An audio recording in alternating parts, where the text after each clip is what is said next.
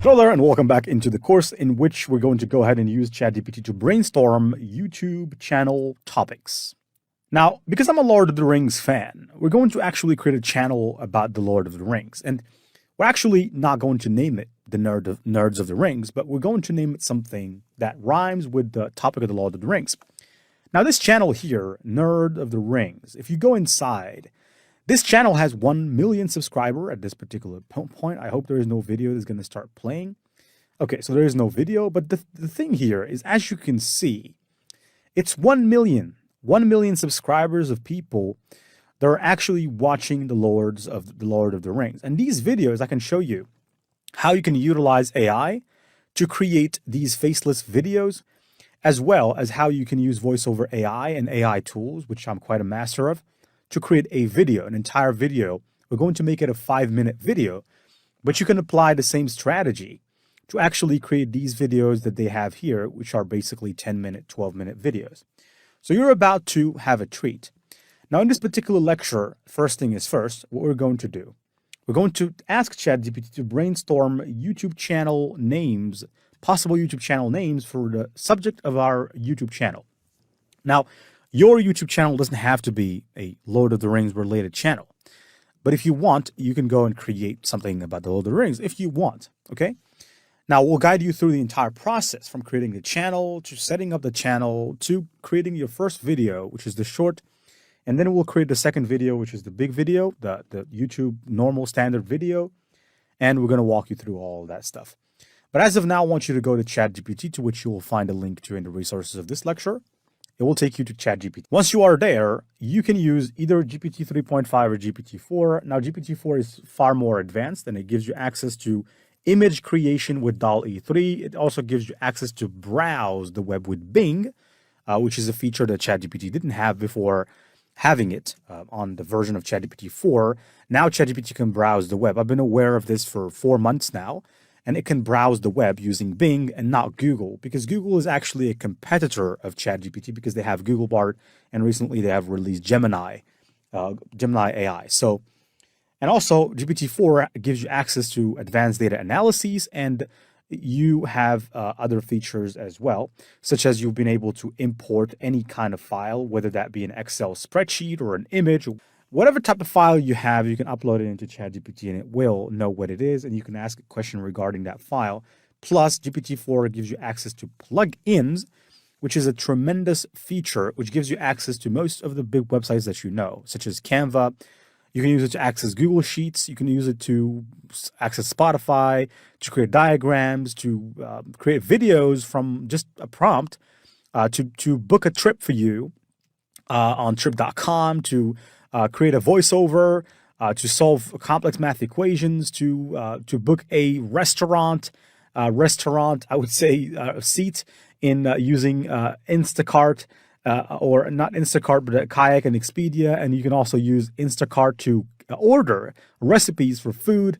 And the list goes on. If you go to the plugin store, there's just a lot of plugins. If you click on all plugins, you'll find there's a list of 131 plugins at the moment.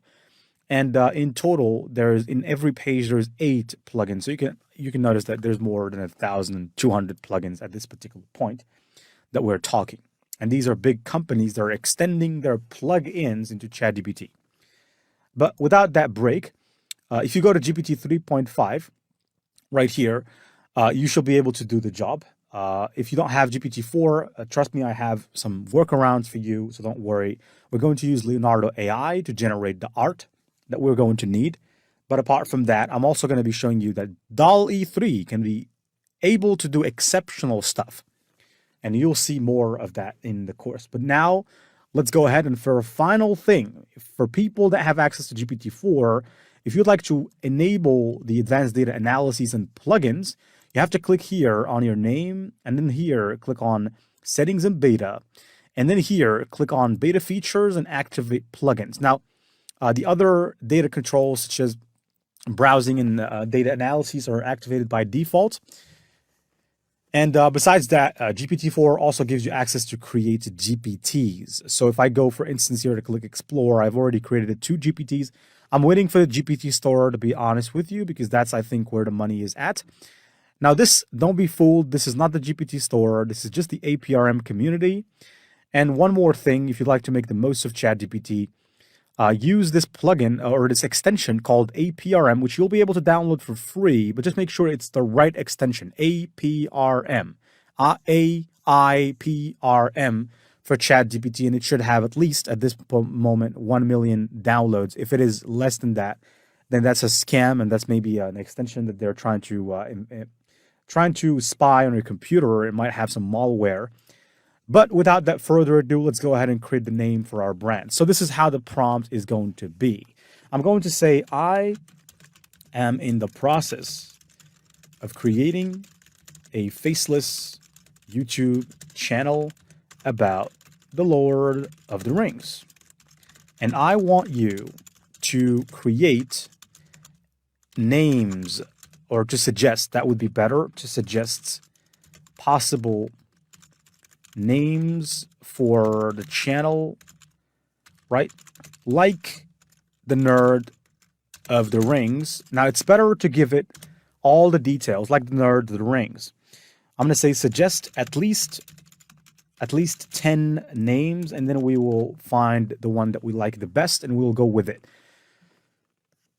So here it suggested Middle-earth Mysteries, Ringside Tales, Hobbit Lore Hub, Elvish Enigmas, Gandalf's Chronicles, Shire Storyteller, Orcs and Artifacts, Fellowship Fanfare, Tolkien's Treasures, Arda Archives.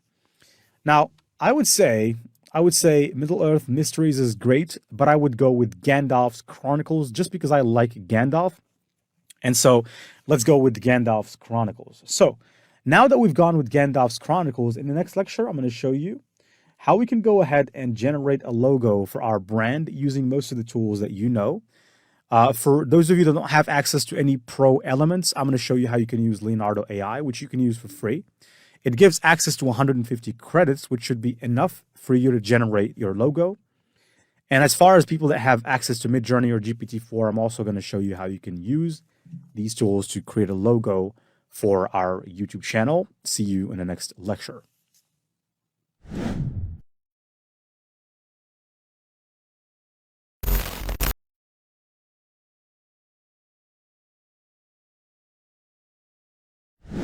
Hello there and welcome back in this lecture.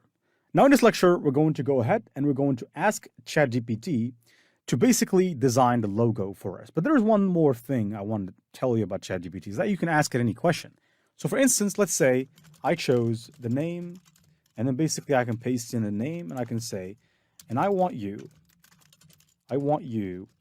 to suggest 10 different topics to create YouTube shorts and videos about.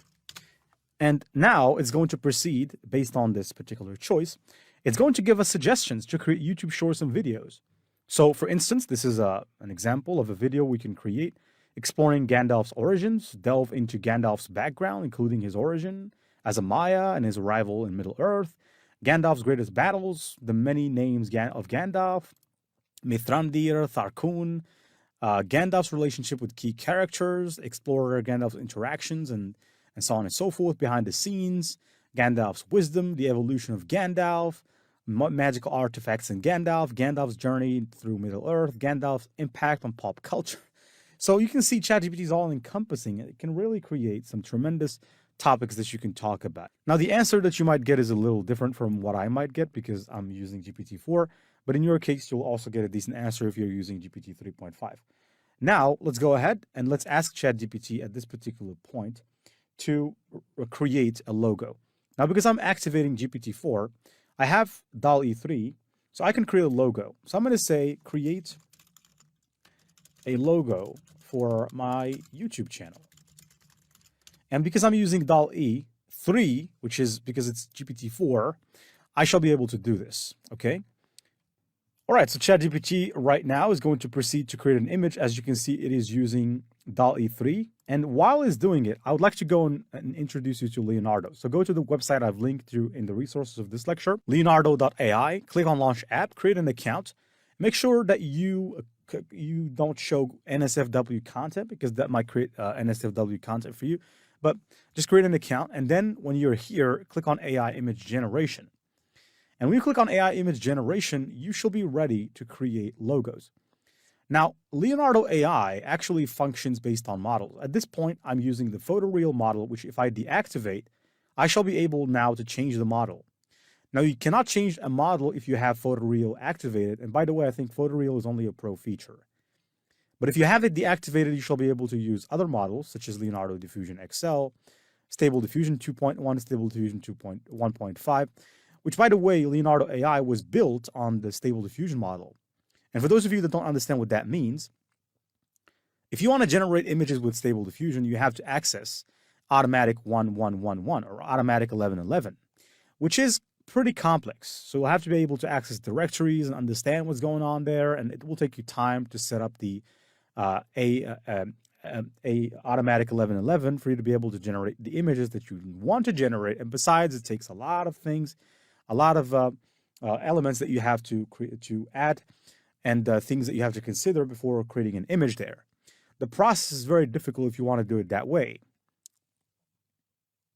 And so what Leonardo AI thought, okay, well, let's create a platform that is basically built on the model of Stable Diffusion 1.5 and 2.1. And let's allow people to generate images by simply choosing their model and adding just a simple prompt with text. Nothing easier than that, right? So let's take away the technical aspect and let's just enable them to create images by simply merely using text. And these models here, believe me, it's really difficult when you're using Automatic 1111 because you have to upload your own model. And when you upload your own model, you have to make sure it works and you have to add a lot of inputs so that it works. And it's really very difficult.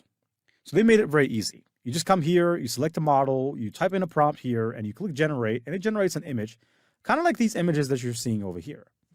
Now, if you have the free version, you will have access to 150 free tokens at the point. Actually, that might change. So in the future, it might be different. But at the moment, it is 150 free tokens, which enable you to create a lot of images.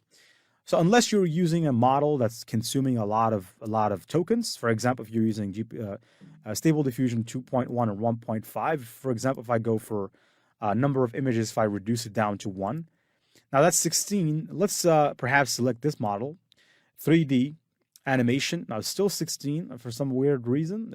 It didn't lower the number of tokens, but different models consume different tokens. Okay, that's just what I want you to know because different models will consume different tokens. Some models consume way less than others. At this point, I think because I'm using Alchemy, I'm consuming a lot. So if I activate Alchemy, as you can see now, I'm only consuming 4. And if I go to Stable Diffusion 2.1 and 1.5, you can generate 4 images with 4 tokens. So if you have 150 tokens, you can generate a lot of images. I'll bring Alchemy back because this is a pro feature and I have access to it. And besides, I have a lot of tokens and they get refreshed every 24 hours, I think. And so it actually, and there is still way too much time for the membership to expire. So I'm just going to use all my credits. I'm going to be a rich person in this course. I'm just kidding. I'm just going to use up all the credits. So here is where you type in the prompt. And when you're using, for example, a model such as Leonardo Vision, Leonardo whatever, Absolute Reality, all models, you can click on add a negative prompt. What does a negative prompt means? Let's say, for example, that you're seeking to generate a male human-robot hybrid with blue eyes and sharp features, looking sideways, with a robot armor but human face, okay? Now, because I have Grammarly that also enables, the Grammarly extension enables me to modify my text as I go. Let's say that you don't want the robot to have green eyes. You want the robot to have any kind of eyes but the green eyes. Now here, because we have specified the color of eyes, I'm going to remove that, okay? So I'm going to assume that I don't know the color of the eyes. I want to leave it for Leonardo to generate the color that it seeks. But I don't want it to generate a green color eyes. So I'm going to come over here to the negative prompt. I'm just going to simply type in green color. If I do that, I can now click generate, in which case it will generate 4 images. Notice that I'm using the model Absolute Reality v.16.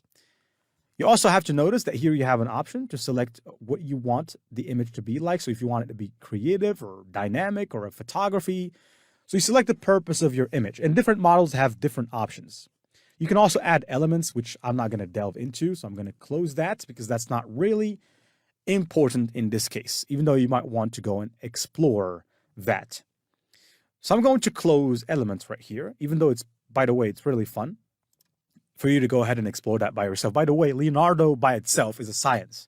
So if I want to make a course, it will take 5 hours for us to discuss all the Leonardo panel and how you can master it, because there's a lot of stuff that you can do with it. This is just how to use it so that you can use it for the course. So because we said that the robot can have any eye or any eye color besides the green color, we don't want it to have the green color. In this case, as you can see, it has generated robots, but they don't have green eyes. They have different eye colors, but not green eyes. You can add more. So let's say you don't want the robot to have hair. You can say hair. Now, if I click generate, now let me do it with a different model. So I can just choose, for example, Leonardo Vision XL. And let's just select, for example, that this is for a photography image. If we click generate, right now it's going to generate an image of a robot, except for the fact it's going to be bold and it's not going to have green eyes. So it's going to be hairless with no hair. And I mean this as no insult, by the way. It's just the way the terms are phrased. And it's going to have green color, no green color eyes. Okay. So let's just wait a second. All right, so as you can see, it has generated the image, except for it didn't take into consideration the hair. So maybe if we say hair, head hair, or what, head hair, or we could just say not bold, but let's not do it. Okay, so let's not do it. Let's just stay where we are. So now that you know how to generate images, if you want Leonardo's help with generating prompts that you want to use to generate images, you can just click prompt generation and you can come over here. Let's say you want to generate a logo for your brand. I want to say logo for the Lord of the Rings YouTube channel. If I click on ideate, I have 1,000 prompts remaining, which means I can ideate more, which is 999, actually 996, because I'm choosing 4 prompts at a time. So here, as you can see, it has given me some prompts. So if I click here, for example, it's going to proceed, and it's taken into consideration the green color as a negative prompt. So if I want to deactivate negative prompts, I can do it. And I can actually click generate again, okay? And on top of these images that were generated, we have other images that are generated, which is an amazing feature. Another thing I'd like to say that every model was trained on a specific size. So for example, Leonardo Diffusion was trained at a size 1024 by 768 pixels. So if you select a different size than that, which is, by the way, I think what we're doing here, you might have a different kind of image. So the image will not have as much quality as it should be.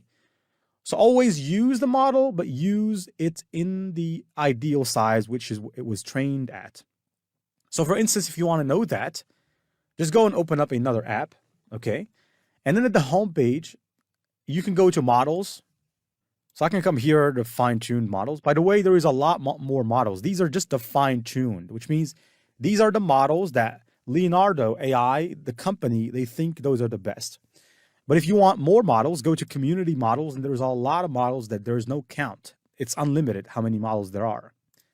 So I'm going to go here. And by the way, you can also make a model a favorite. For example, if you like a specific model, you can just click it and give it a like, almost like you're going to like something on Facebook. You can just follow it and it will become followed. And you can go and find it in the list of follows. I'm just going to unfollow because I don't like this model here. So if you want to know the size at which a model is trained at, select that model. So for example, if it's Leonardo Diffusion, this model was trained at a size which is 1024 by 768. Now here, we're using Leonardo Diffusion, but we're not actually using it at the size at which it should be. We're using it at 768 by 512, which is not bad. But I can click here, 1024 by 768, and if I select any other different size, that would be problematic because it's not as much quality. Now, if I scroll down, notice these logos that were generated, which I think I'm going to go with one of them. In this case, it should be this. I think this could do extremely well on a logo for our brand. So I'm going to click, and because I have the luxury of having the pro version of Leonardo AI, I can actually use Alchemy Smooth Upscale, and then I could download this later. Right now, let's go back to ChatGPT, which I believe many of you don't have access to GPT-4. In this case, as you can see, it gave me an error. So what I'm going to do, I'm going to click Save and Submit again, so that ChatGPT can basically replug the message. And you can always do this. So whenever ChatGPT is generating an answer, if you didn't like the answer, you can just come back to that prompt, click here, edit, and then you can edit the prompt and you can click Save and Submit, and it will start from scratch. Now, what I want to do is I want to show you a bit of magic. We want to use the same prompt that we have used for Leonardo on Midjourney. Midjourney is a software that you can access, whether that be on the computer. If you go to Google, you type in Midjourney, you'll have access to the Midjourney website, which you can go to. By the way, I don't think they have an affiliate program, but I'm not sure. But let me just click on Midjourney so that we can go to Midjourney. So here we are on Midjourney. You can either join the beta or sign in if you have an account. If you join the beta, they will take you to the Discord online. So you will access Discord on the browser. In my case, I don't like the Discord of the browser. I don't like this Discord on browser because I have to wait a lot for me to be able to get my answer. And besides, if you have Midjourney, it's already paid. So you don't have to come here. What you can do, instead of coming here to these newbies rooms, which, by the way, I'm not making an insult, but this is what they're called. They're called newbies. And here I'm going to close because I don't want to see anything that I don't like. So because these people, they generate images, and they can be images that are, let's just say, not really good to show. So if you have a Discord on your computer, it would be better. Install Discord on your computer, and by default, you shall have the Midjourney bot, or you should download or install the Midjourney bot, and you can communicate directly with it, and there is no one bothering you. So you're not in a wait list with 1,000 people. You can generate your images, and they're super fast. So now that we have this image, this is, I think, the upscaled version of it. Let me click. I'm going to download the upscaled version of this image, which I will intend to make my logo, unless I have a better image from Midjourney or from DALL-E 3. Now let me click out to close this, and let's go and take this prompt. And what I want to do, I want to come back here to Midjourney, click slash, and this is how you prompt Midjourney. You click slash, and you click imagine, and then you type in the prompt, and then you hit enter.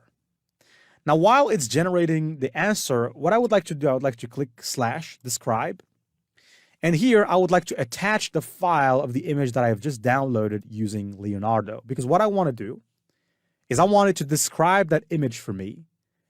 And based on that description, I want to test it and see if it can be able to generate a better image than that which Leonardo generated. So if I type, or if I hit enter now, Midjourney is going to describe that image for me. And I can use that description to generate the image. So you can click on any one of those descriptions. For instance, let's say that you like this description.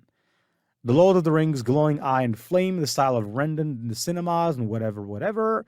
And if I click here, now this is the image. Now, actually, okay, so I think I'm just going to go and copy the prompt itself from scratch without clicking, because normally if you click that button, that should do the trick. Now, these images are not bad, but they don't really reflect the Lord of the Rings at all. Not like this, where we can see the Eye of Sauron and a ring, which is perfect. So I'm going to click slash imagine, and basically I'm going to paste in a description that Midjourney has given us. And bear in mind that Midjourney gives you a prompt with the size. This is a size, right? 128 by 85, that's a resolution. So waiting for Midjourney to generate an answer, let's go back to ChatGPT. Now this time around as well, it wasn't able to generate a logo. Okay, and that's because it says that this is a logo that is going against policy restrictions and blah, blah, blah. Now, let's inject it in another way. Let's say generate a logo for a YouTube channel that speaks about Lord of the Rings lore. Now, we're not trying to infringe copyright. By the way, we might as well think of changing the name. So Gandalf's Chronicles, I think it might be better if we choose a different name, such as such as, for example, Middle Earth Mysteries or something like that. Ringside Tales. Okay, so I think I'm going to go with Ringside Tales, since this name might be of problem. Again, ChatGPT has given me the same answer. So what I'm going to do is I'm going to refresh the page and try again. If it doesn't work, then it's fine. Okay, so I'm not going to stress it enough, because sometimes ChatGPT can be quite the pain. Okay, and it can particularly decide not to answer you, and sometimes it might just answer you. So I don't understand how it works. They talk about policies and stuff, but sometimes I give it the same prompt and it answers, and sometimes it doesn't answer. But let's go and check the logo given to us by Midjourney, which is not bad at all as well. These ones are not bad, but I'm going to go with the one that was given to me by Leonardo. I think that one is the best by far.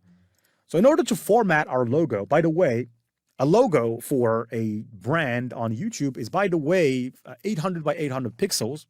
That's what they recommend. So if you go to Canva, I would like you to click on Create a Design. And then right here, what we want to do, we want to click on Custom Size. And I want you to select 800 by 800 pixels. And then click on Create a Design.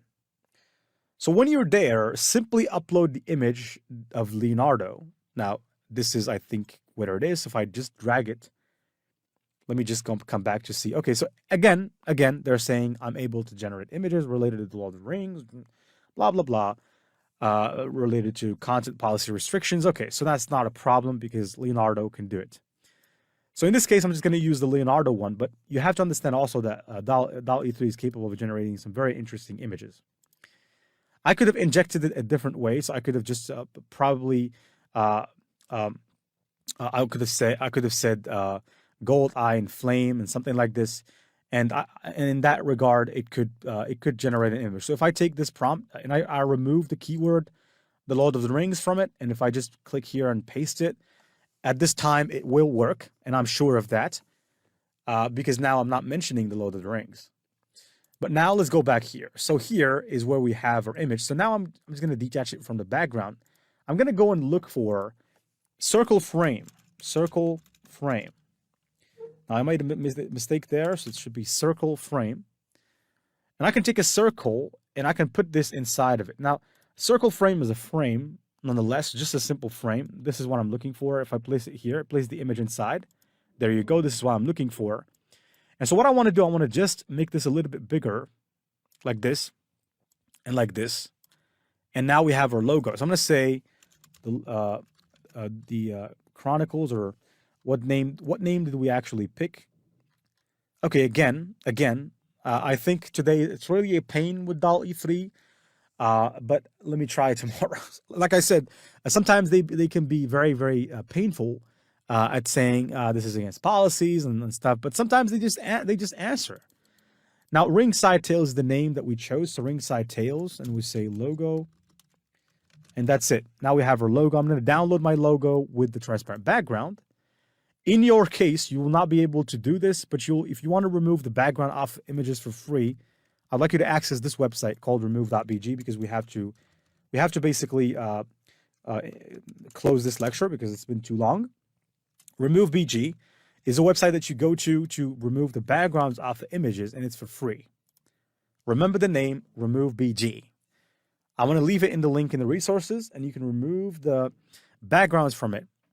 But in my case, I have my logo, and I can go ahead and click it, and we can look at it in full screen. I think that would be a sight. And then in the next lecture, I'm going to show you how you can design the YouTube banner for the channel.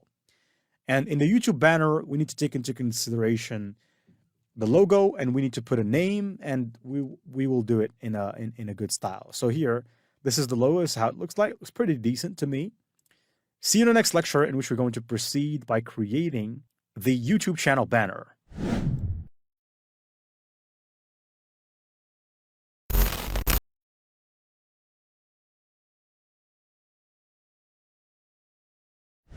Hello there and welcome back. Now in this lecture, I'm going to show you how you can design a YouTube channel banner. For that, first of all, I want to say I have for you a YouTube channel banner template that you can download. This template is very important. Let me explain it to you real quick. So when you are using a phone to look at a YouTube channel, normally what you see from the banner is just this particular red part. When you're using a computer, you're only seeing until this part. But when you are on a full screen on a TV, normally you see much more than that. But really, what we should work on is these parts. For that, I also have went and prompted ChatGPT. By the way, ChatGPT can answer questions and it doesn't answer certain questions. So in this case, I said, design a banner, and it just designed it. So, and the prompt for that, I said, design a banner for Tolkien's lore, a YouTube channel banner with some orcs, elves, hobbits, wizards, and Middle-earth in the background. And I think that maybe the Lord of the Rings is, there's a problem with the Lord of the Rings, not as much with the keyword, the other keyword, which is Tolkien. So Tolkien is the creator of the Lord of the Rings. And so basically, I don't think they have a problem using that name. And so here they generated this particular banner for me. So I just asked them to generate a banner and they created a banner, which I will use. So first of all, I got to download this. And so now that they did this, I want to go and show you the answers that we can get from Leonardo AI and from Midjourney. So, but first, for Midjourney and Leonardo, for Midjourney specifically, we need to prompt it differently when it comes to the size, because the size of a YouTube banner is basically, if we look at this image, it's I think it's about 1,000. Now, normally I have to go to size this up at a Canva. So if I go to Canva here, let's size up precisely what the size that we need. If we go here and click on Create a Design, and if you type in on Canva YouTube banner, there it is. It's 2,560 by 1,440, but that's not it because, like I said, this is what we're following. This is our guide. So if I click right here, and if I just drag, not this one, if I just drag my YouTube channel banner template, which I shared with you in the resources of the lecture, just so you know, I need to drag it again because it was not dragged, obviously. Right, there it is. Now I can take it and you can take it as well. So I'm going to basically just spread it across. And if I were to crop from here to here, which by the way, I think we need to zoom into the max so that we don't miss out on any details. Now I just want to hit that red line. And then if I scroll to the top, I'm going to repeat the process as well from the top. So let's just reduce the size of this thing. And let's make sure we hit that. So if I just reduce the size like this, and if I want to know precisely for a fact how much is the size of this thing, I can just take it again from here and just resize it and resize it back. As you can see, there's that little pop that's saying 2,560 by 422. So that is what we should incorporate into Midjourney when we're generating the image, in case you are using Midjourney, which I understand not many people have access to Midjourney. But in this case, I'm going to say imagine, put the prompt in there. And at the end, I'm going to add a comma and then 2 hyphens, AR, space, and 2,560 by 422. And let's just go ahead and click enter. So now let's leave Midjourney doing its thing. And let's go back to Leonardo to test what Leonardo will be capable of doing. Now for Leonardo to be able to generate this for us, we need, and I'm sorry to say, we need to select a different size than the ones that Leonardo was prompted to or was programmed at. But I think I'm going to go with Leonardo Vision Excel. And now it's programmed at 1024 by 768. But since we have the width is much bigger than the height, I think I'm going to go, so let's go back here. I think I'm going to try the custom size. Now here, they don't have it for this model, I think. I think they don't have it for this model. No, they do. There it is. I can go here to the width, 2,560. And to the height, I'm going to make it 422. Now it's not going to be a perfect image. Now, the max I think here is 1,563, which means that we need to lower this, but it's okay. I think it's better. Let's just generate and see. Anyways, I think I'm going to go with the DALL-E one. But have a look at this. This was generated by Midjourney in case you have Midjourney. And as you can see, this is also good, but not to the level of DALL-E. So now, because I'm actually going to use the DALL-E image, I'm going to go here to my template.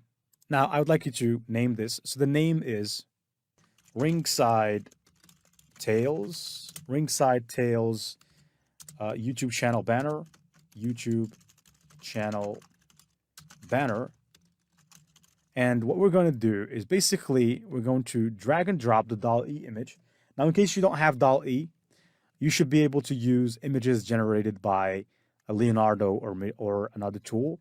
Or, in my opinion, you could just simply use one of these images, or just imagine something from your brain and ask Leonardo to create it. Or you can ask ChatGPT to generate a prompt that you can use to generate an image with Midjourney. That also works like that, or with Leonardo. So here, I'm going to drag, I don't know what's the problem here. I'm dragging images, but they're not getting dragged for some very weird reason. But anyways, now it's working.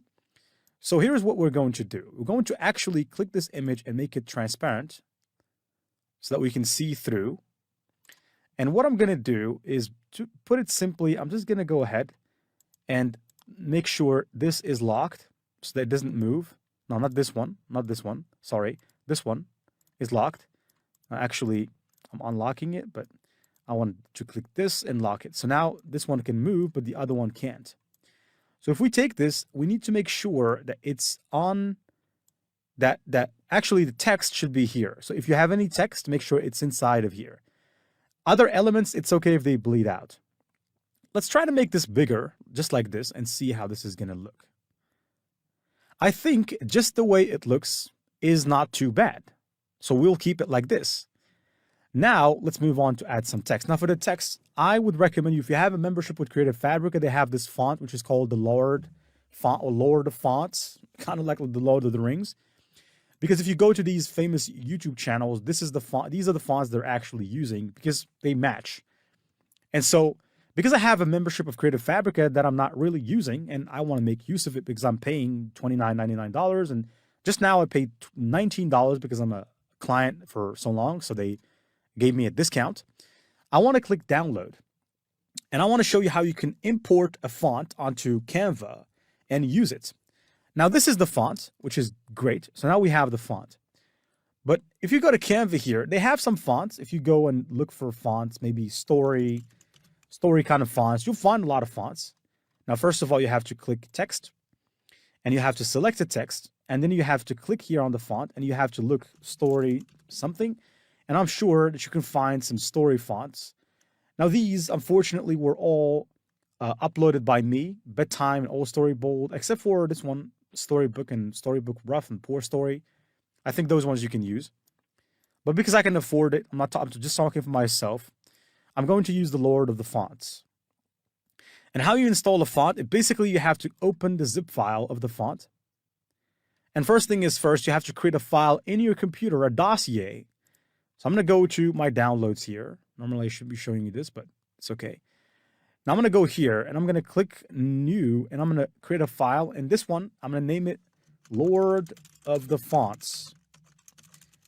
And in this file, I'm going to go to my zip file that was normally supposed to be opened. Now let me click again. That should do the trick. All right, so now the file is going to get opened. Now when you extract the files from your zip file, make sure that you extract them in the file that we have created right now. Otherwise, they'll be lost. So I have them in my computer, the downloads. If I go to my downloads, not the downloads, I think it's the downloads. If I filter with L, Lord of the Fonts, I can select the file and that's it. And that's the path and click finish. Now we have the font. So how do you install a font on Canva? First of all, make sure you extract the file. The file is going to get opened like this, and we have different files. So for specific files, you may have different types. In this case, we have PDF, we have all kinds. Now, these are letters. Unfortunately, I'm not sure that this is what I'm looking for, actually. If I go to black, let's see. Normally, I don't want it to be in a PDF, but okay, it's okay. So I think this is not how I wanted it to be, but it's okay. Let me click here, go inside. Now, this is not normally what fonts should look like, because fonts, they should be basically nothing more than a font that you can download and you can start using just by typing. But normally, what I can see here from this Creative Fabrica thing is that this is not what we're looking for. So this is not what we're looking for. But let me just look here. All right, so I think if that's the case, I'm not going to use this font because normally, like I said, a font should be a font that I can upload onto Canva and then I can use it. In this case, this is not what I thought it was. So I think they might be outsourcing their font from somewhere else. I wonder. But I'm going to go and just try to be smart here. I'm going to ask ChatGPT to write this title, right? Write this title, which is ringside tales in the font that looks like the Lord of the Rings golden font that they show at the beginning of the movie when they write the title of the movie. Because at the beginning of The Lord of the Rings, they actually show a title. And it's written in gold. It looks like a golden scripture or sculpture. Okay, so now ChatGPT is creating the image. Now, in your case, if you don't have access to GPT-4, what I would recommend is just use one of these fonts. They're not too bad. So I think story fonts like this, for example, Storybook Rough. And then you can change this to ringside tales. And there are some adjustments that I can show you how to do. So for instance, I can take this and I can make it bigger like this, ringside tales, like this, not that big, and put it in the center or something like that. I think it's too big, so let me just reduce it like this. Make sure it's in the center, it's a little bit at the top, and make sure it doesn't go outside of the red area. And then what I would do is I would just take this and I would make it gold, right? So I'd choose a golden color for it. So I would go right here and I would just select this color, make it gold. That's good. And then I would zoom in. Let me show you some magic. So if you click here and if you click duplicate, now we have two. And I'm going to select the second one, make it dark, right? So I'm going to make it pitch black like that.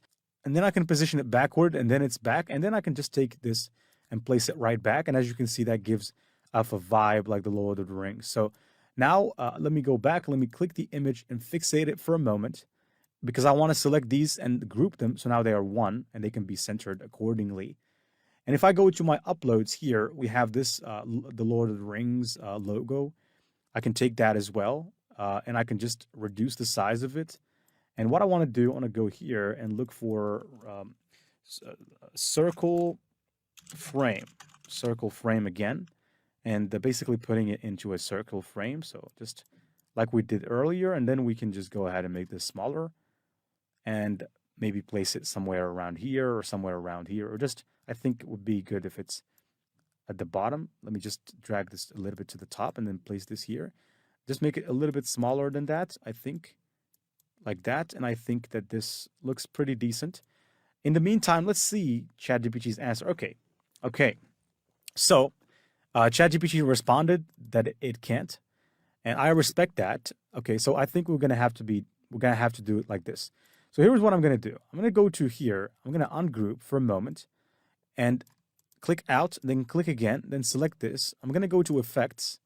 I'm going to add a neon effect and make it a little bit more light, add a little bit more light. And I think this will make it look a little bit better, right? Ringside tails with that shadow, and it looks pretty decent. So right now, I think we can group them back again. All right, so I wanted to use that font, but we can't do only what we can do. So now here, I think we're done. And now I can just click on my image, unlock it, and then basically, let me do one thing. Let me just place it where I want it to be and then position it backward. So now I can select this and unlock it and remove it. And I'm going to click on my image again and basically just increase the transparency of it. And now we have our The Lord of the Rings banner. And if I download, now we are supposed to just go ahead and download it. Now I'm just going to download it as a PNG, no transparent background or anything, just a PNG. Or I think, okay, so let me just go back. I think a transparent background would be better. because on a thumbnail, on a YouTube banner would be better. All right, so now let's download. In the next lecture, what we're going to do, we're going to take these elements and we're going to optimize our YouTube channel. And then we're going to start the process.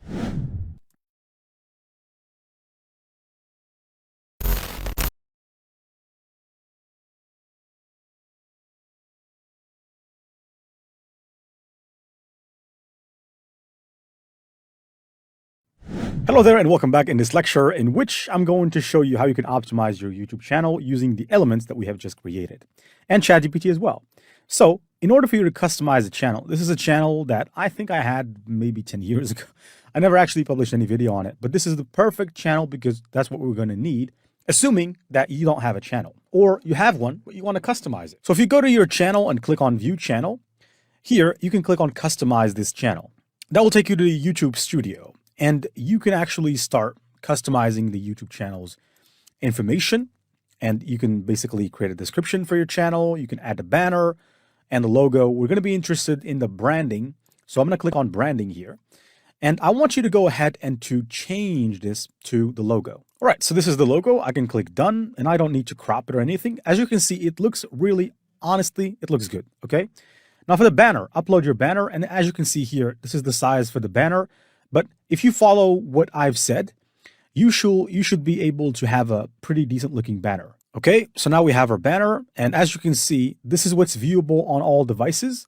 And this is what's viewable on desktop.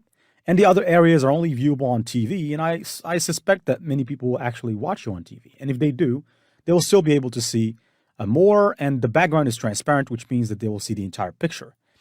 But as of now that we have basically created the banner and the logo, here there's a watermark. Now for the watermark, it's very simple. What we're going to have to do is basically go to Canva, click on custom size. Here, as they're saying here, it's 150 by 150 pixels. So that's particularly the size that we have to put our design at. 150 by 150, click on create a design. Now, we can particularly close everything else apart from this because I'm seeking to copy this and then I'm going to go back. So 150 by 150 and it's the watermark. So basically Control V, hit paste it there. There you go. There you have it. Now, if I zoom out, now still it hasn't been pasted, but let's first of all name this YouTube channel thingy or YouTube channel. All right, YouTube channel pop-up or watermark. Let's go back. Watermark logo. And here, I'm just going to click Control V to paste in the logo. Now, in your case, you don't have to do this. You can just upload the image from Leonardo directly, and then you can add a frame to it exactly as I've shown you. So I'm going to download this with a transparent background. Again, if you don't have Canva Pro, you can use another tool, which is remove.bg. So right now our channel is getting ready. So I'm going to click here to upload the image and there you go. So right now we have our little thing that's going to show. And if people click on that, they're going to be able, actually, normally it should display at the end of the video and you can even customize it. I'm just going to keep it at the end of the video and publish these changes. Okay. Now we can view channel, but let's just keep it for later. Let's go to basic info. On basic info, the name of the channel. The name of the channel is Ringside Tales. That's a pretty decent name. Now here, I don't know why, but it seems to be, okay, I think it's good. So let me just go back. Ringside Tales. And here for the handle, I'm going to add Ringside Tales, all written in basically like that. And the description, we can ask ChatGPT to write a description for our channel. You can add links. So if you have a website, you can add a link to your website. If you want to add your email, you can add it, even though I recommend you against that. But if your purpose is to create a channel to be lucrative and to also get some deals from brands online, then adding your email can help because they can contact you in your email if they have a deal for you. But that's assuming you start to get a lot of views, which, by the way, is not impossible. But it takes work and it takes time. So for example, this channel has 375 videos, but 1 million subscribers. And every video they publish, in just 4 days, they get approximately 145,000 views for this video. Some videos don't get views, but when you publish the right video that people like, that has the best title and that people really admire, like for instance here, this one, the history of Sauron. Actually, Sauron is a pretty, I would say, attractive character to many people. And so when you talk about topics like that, then you can get more views. You can expect to get more views. Anything about Sauron really is trending. You can see here Sauron the Necromancer, anything with Sauron really. Just search the topic Sauron and you'll find that people are really attracted to Sauron for some reason. But in our case, we're just going to go back to our channel. So here, if I go to ChatGPT, I will go to a new chat here. Let's open up a new chat. Now, I'm going to basically write a prompt. Let's say I have a YouTube channel titled, and I'm going to give it the title of my channel, Ringside Lore, and it speaks about the Lord of the Rings lore. Now, not ringside. Ringside, is it ringside lore? Yeah, I think ringside tales. I'm sorry for that.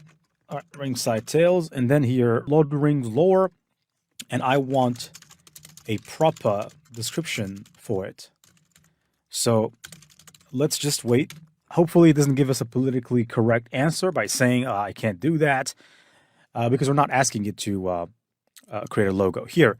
Welcome to Ringside Tales, immerse yourself in blah, blah, blah. And as you can see, I can just simply copy this with the emojis. I'm not sure if the emoji is going to display precisely as we seek, but I'm just going to copy everything with the emojis and everything. So, subscribe, that's also a great thing. Now let's go back to ChatGPT, scroll down here, place the description.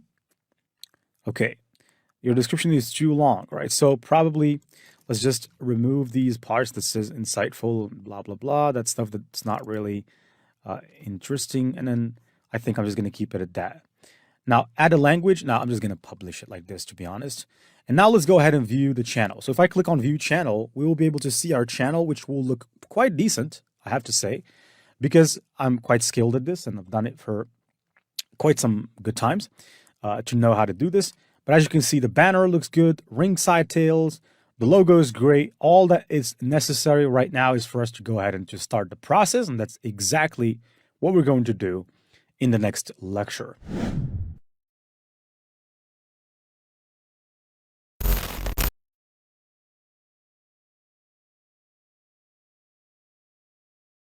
Into this lecture in which we're going to go ahead and start the process. So in this lecture, I'm going to introduce you to CapCut, which is the software that we're going to be utilizing to create our videos, because it actually converts the videos faster, and also it allows some transitions. Now, there is a free and paid version of it, but we're only going to be using the free version of it. Now, if you go to Google, if you search for CapCut, you shall find CapCut, and here you can see free online video editor. And if you click right here, you should be able to go to the website. Now, there is two ways about this. You can either use CapCut and open up CapCut on your browser, or like myself, you can install CapCut on your computer. Now, what CapCut looks like if you use it on your own browser is like this. And it looks in a similar way like Canva, so it reminds me of the Canva interface. And I don't like this particular interface here. Not that it's bad, but I don't like to edit on here. And I would recommend you to go back into the steps and then basically just look for a CapCut download. Look for CapCut download. You should find a link in which you can go ahead and download CapCut. And basically, it's not an app. It's CapCut, download CapCut in Windows. So look for CapCut for Windows or Mac and then download the version of CapCut. Once you download it, you should be able to open it like any other application on your computer, like you're opening Discord or any application on your computer. So when you open CapCut, this is what the interface looks like, and it's reminiscent of Adobe Premiere. Now, let me just remove this part. Now here they're asking me if I want to add auto captions. I don't trust their auto captions because they use AI. Now there are other tools that are better at generating auto captions than CapCut, but also if you want to add your own captions with CapCut, you can do so. The time, we will only show you what you need in order for you to create a channel using CapCut. So we'll not really go very, very far. But we'll show you what's necessary for you to go ahead and create a channel. So this is the CapCut interface. In the next lecture, we're going to have ChatGPT write out a script for us for a YouTube short video. And then what we're going to do, we're going to import that video here. But first thing is first, as you can see here, there is nothing that we can do because we have no media. We have imported no media. That is why we're going to have to go ahead and start importing a media for our YouTube short video that we want to create. So I advise you to install CapCut, and then we'll go to ChatGPT. And I have a scene in my mind, a scene in which Bilbo was actually in the dragons, in the hall of Thor, in which there was Smaug actually was talking to him, and Bilbo was wearing the ring. And there was an instance which I think could go viral, in which Bilbo actually, while wearing the ring, still Smaug could see exactly where he is, and he played dumb with him. He couldn't see it precisely. I'm sorry. He could sense where he was, but he couldn't see him. But basically, at some moment, Smaug was actually saying he cornered Bilbo, and he told him that he's wearing, or he suspects that he's wearing or carrying something made of gold and far more precious, as Smaug says in the film. And he kept repeating precious, precious, precious as some sort of an incantation. So dragons are also wizards, for people that don't know, but dragons, they can throw incantations. They can throw spells. People don't know this, but dragons are basically wizards as well. So that incantation, we wanna unveil the secret behind why Smaug's incantation of precious made Bilbo remove the ring in the first place, and why is it exactly after Bilbo removed the ring, he saw a flash of the Eye of Sauron. In that scene, there was a flash of the Eye of Sauron, and we want to unveil that in less than 60 seconds. So let's go ahead and do that in the next lecture.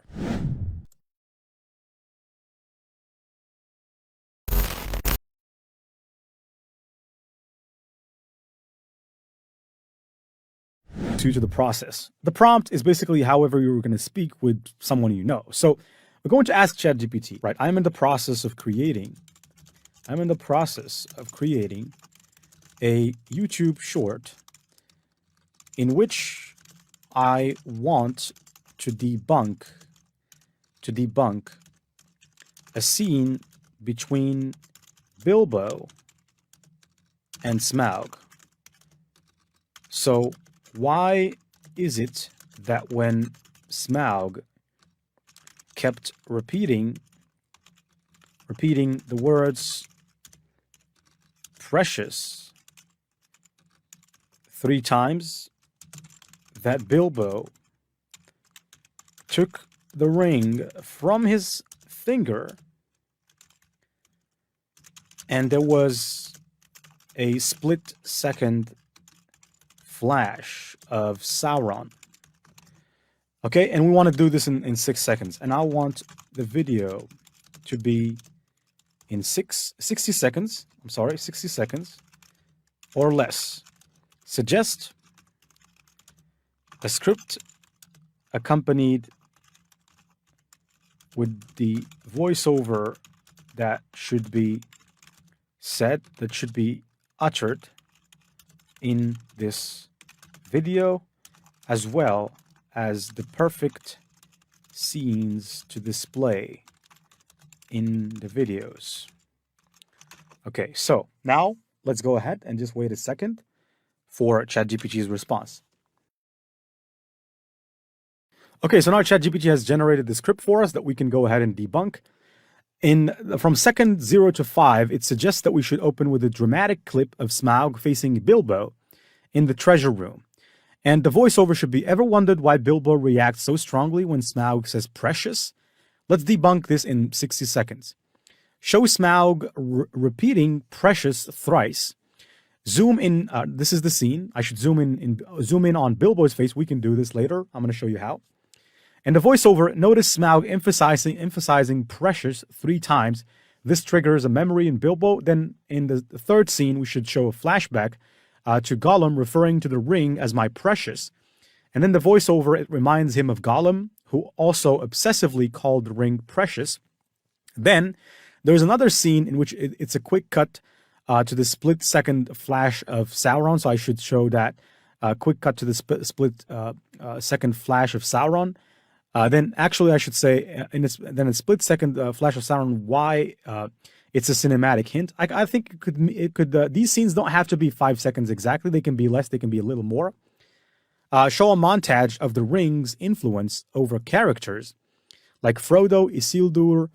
That the ring tied to Sauron manipulates its bearer, fears, and memories. Return to Bilbo removing the ring, looking fearful. Bilbo removing the ring symbolizes his struggle against its dark influence. And then I should end with an iconic shot of the ring. Ideally, I think it should be the scene in which Gandalf tried to touch the ring, but I'm going to decide about that. And then the voiceover, and that's the hidden depth in this epic Bilbo Smaug encounter. Subscribe for more Middle-earth mysteries. Okay, so what now? Now I think you know what to do, but let me just put you in the right direction. These scenes that you're seeing here, that ChatGPT is suggesting, you have to go and take a screen recording without the voice. Okay, just take the scene with no voice. And these scenes you can actually take them using OBS, or if you have Camtasia, which basically is quite expensive, but OBS is for free. Or if you have a Windows screen recorder, you can also use that. Or Mac, if you have Mac, they have their own recording system. And so you can use those to record the screen. You just have to go and find a video. So if you go to YouTube and if you search for Bilbo and Smaug, you should find all the material that you need. So I'm going to take a break. And I'm going to go and take these screenshots of the Bilbo the screen recordings, and I'll meet you in the next lecture.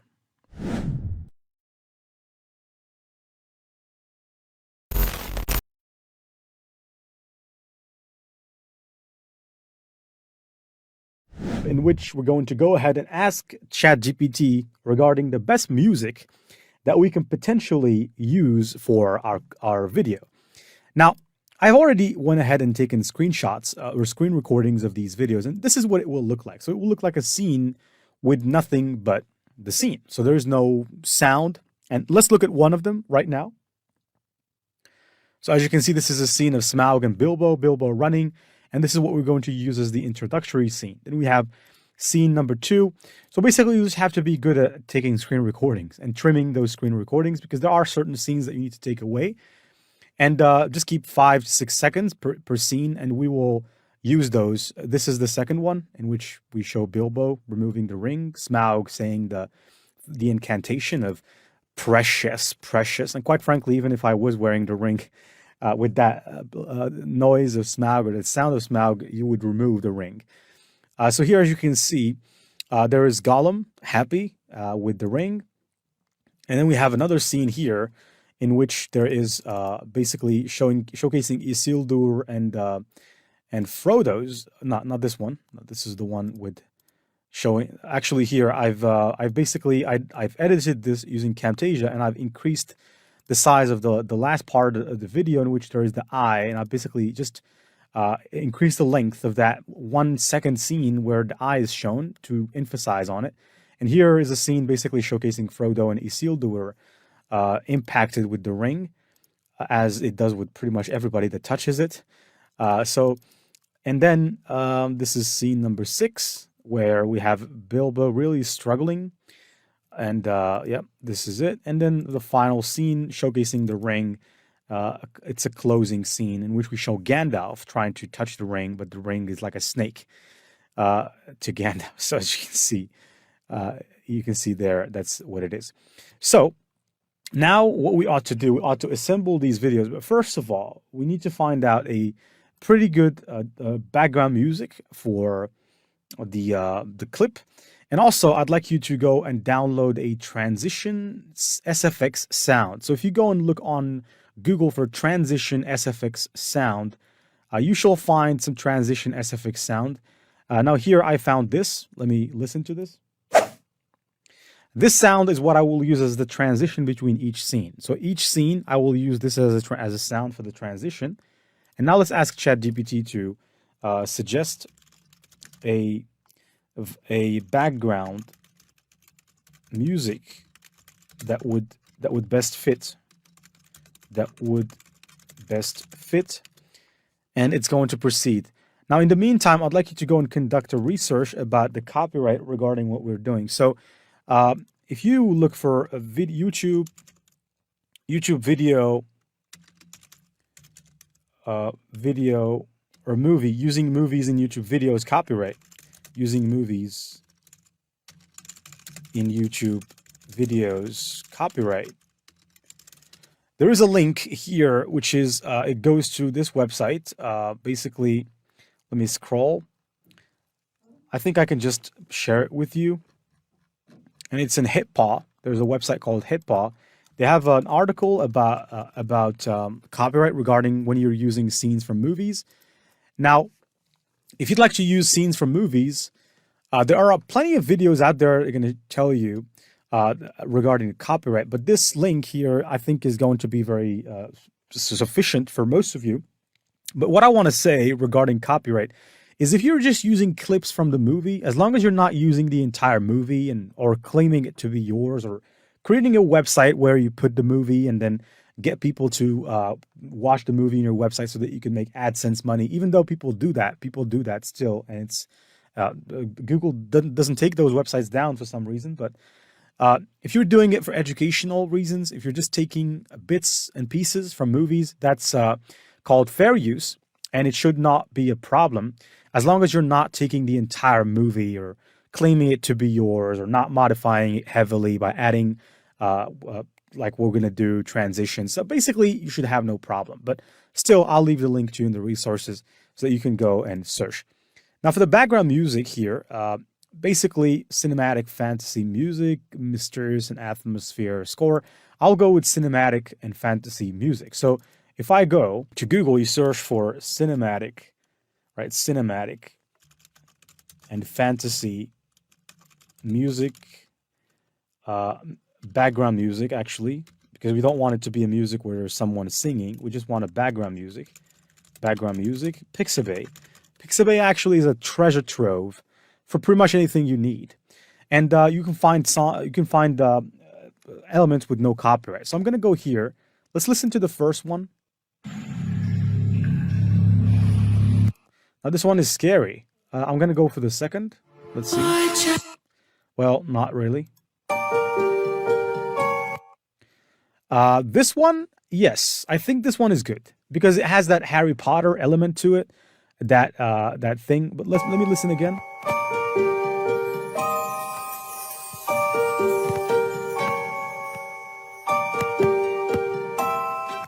Yeah, I think this one will fit perfectly in what we're trying to do. So now that we got this done, the only thing we're going to do right now is I'm going to introduce you in the next lecture to 11 Labs, which is the software that's going to help us to turn the voiceovers into real sounds. By the way, if you'd like to create a voice of Gandalf, you can actually. That's quite fun because you can create a Gandalf voice. That's called deepfake. But this course is not about deepfake, so I'm just going to leave that for maybe those of you that want to go and explore that by yourself. You can also find a lot of videos about that. But deepfaking, you can actually create a deepfaked voice of a person. I can show you my library of voices. I have Donald Trump cloned. I have Joe Biden cloned. I have all these kinds of famous voices cloned. But we'll talk about that in the next lecture. As of now, I'll see you in the next lecture in which we're going to go and clone. And not clone, but in which we're going to choose a voiceover for someone, a storyteller, using a software called 11 Labs. See you in the next lecture.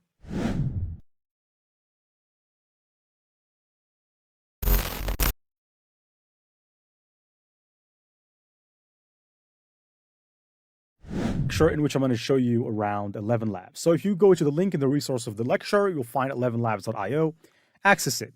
So from there, if you go to 11 Labs' voice library, you can find plenty of voices. So for instance, if you're seeking to create a story, now here, first of all, in the voice library, there's a lot of voices. But if you want to filter by type of voice, for example, if it's for narrative and story, click narrative and story, and you can see here, we have all these kind of voices. Alex, Marcus, Romeo, and any voice you'd like to basically visualize or hear how it sounds, you can just click, for example, on this voice. Let us always meet each other with smile, for the smile is the beginning of love. Now that's a good voice, but I think it's quite scary, so I'm going to go for the next one. I'm not interested in age. I'm not interested in... Well, not really good. Let's look for this one. Never do things others can do and will do. Yes. This one is good. So when you like a voice, click Add to Voice Lab. And immediately here, they'll ask you to rename it. I'm just going to keep it as is. Click Add Voice. Now the voice is in the Voice Lab.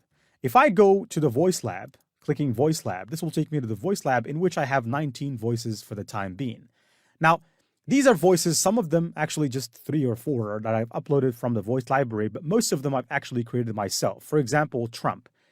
Let's say you want to sound like Donald Trump. You can actually take a voice of Trump and create a voice of Trump. So you can just take a recording of Trump talking, even though this is entirely not permitted. This is illegal and it could get you into trouble. So don't do it.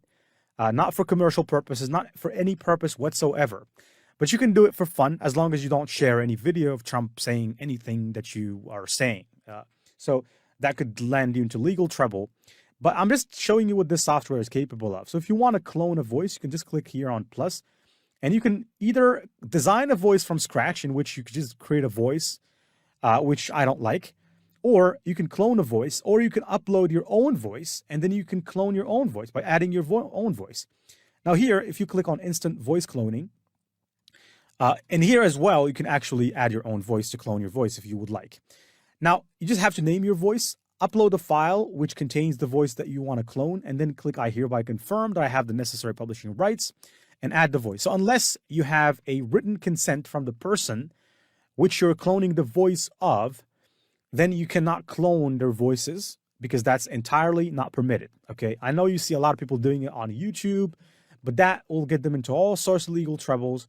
And so unless there is a definite law that tells you that you can do it without having any repercussions, then you can go ahead.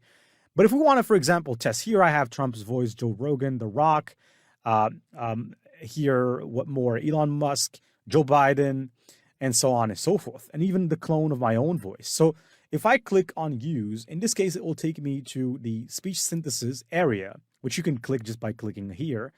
And in the speech synthesis, there are 2 options. The second option, I think, is the best one. I'll tell you why. Because speech to speech is actually you talk. So you go and you say, you take this script. So for example, the first script says, ever wondered why Bilbo reacts so strongly when Smaug says precious? Let's debunk this in 60 seconds. You take a recording of yourself saying that. And then when you take a recording of yourself saying that, you upload it here. And then you select the voice that you want to emulate. But the good thing is that if you're using speech to speech, you're actually going to keep the feeling and the way you talk. Okay? Now, in this case, we're not going to do it. But if you want to do it, record yourself saying this, and then take whichever voice you want to apply your voice to. So if you want to sound like Donald Trump or to sound like the guy that we just taken the voice of, which is basically, if I scroll down, I think it should be somewhere around here. Romeo, yeah. This is a good combination because you can keep the feeling in the voice. As opposed to that, if you don't do it, you'll have a very bland voice. Now I'm going to go to speech. I'm just going to show you Donald Trump because I really cloned him very, very well. So if I scroll, Trump voice, and here I have this script that says, hey, are you prepared and whatnot. I'm just going to remove part of it, and then I'm going to click on generate. And in this case, it's going to generate Donald Trump saying, are you prepared for the AI era? Because AI is here to take your job. And also your voice clone will depend highly on the quality of the voice that you've uploaded when you're doing the cloning. So if you can do some editing to the voice, make it clearer and perfect, the pitch needs to be perfect, then you will have a better clone. But in here, I'm going to show you the voice that we have selected, which is Romeo. And we're going to create our first voiceover. So if I go and to the voiceover number 1, it's okay if I copy it entirely with the brackets. It's not going to read them anyways. So I'm going to copy it, come back right here. You can modify the voice settings, even though I recommend you to leave them by default. And then you can remove this and put the voiceover as per ChatGPT. Click generate, wait 2 seconds. ChatGPT, 11 Labs will generate the voice. Ever wondered why Bilbo reacts so strongly when Smaug says precious? Let's debunk this in 60 seconds. Is it a good voice or not? I think it's really great. So I'm going to download this. So this is voiceover number 1. Now let's repeat the process for voiceover number 2. So voiceover number 2 is, notice Smaug emphasizing precious 3 times. This triggers a memory and so on and so forth. Make sure you download your voice when you generate it, because if you don't, you're going to have to do it again. So here, I'm going to delete this part and add the new one, generate. Now these voiceovers, they have to be at least 5 seconds. Notice Smaug emphasizing precious 3 times. This triggers a memory in Bilbo. Right, so I've downloaded the second voiceover. Now let's move on to the third voiceover. It reminds him of Gollum. And so I'm going to copy this. I hope that you're practicing while you're watching this, because I didn't do it so that you just watch. It reminds him of Gollum, who also obsessively called the ring precious. I'm going to download this, and then let's move on to another one, then a split-second flash, and so on and so forth. So basically what we're doing is just copy, paste, copy, paste. And by the way, you can actually do this, I think, with $1. There are other softwares, but 11 Labs is by far the best. Then a split-second flash of Sauron. Why? It's a cinematic hint. I'm going to regenerate this one because I didn't like how it seemed. So I'm regenerating. Then a split-second flash of Sauron. Why? It's a cinematic hint. Okay, I think this one is good. So now I'm going to download it. The other one, I didn't think it was good because it didn't have feelings. It was robotic. And by the way, these voices are really tremendously powerful. And I think that with the combination of speech to speech, you can do it better. That the ring tied to Sauron manipulates its bearer's fears and memories.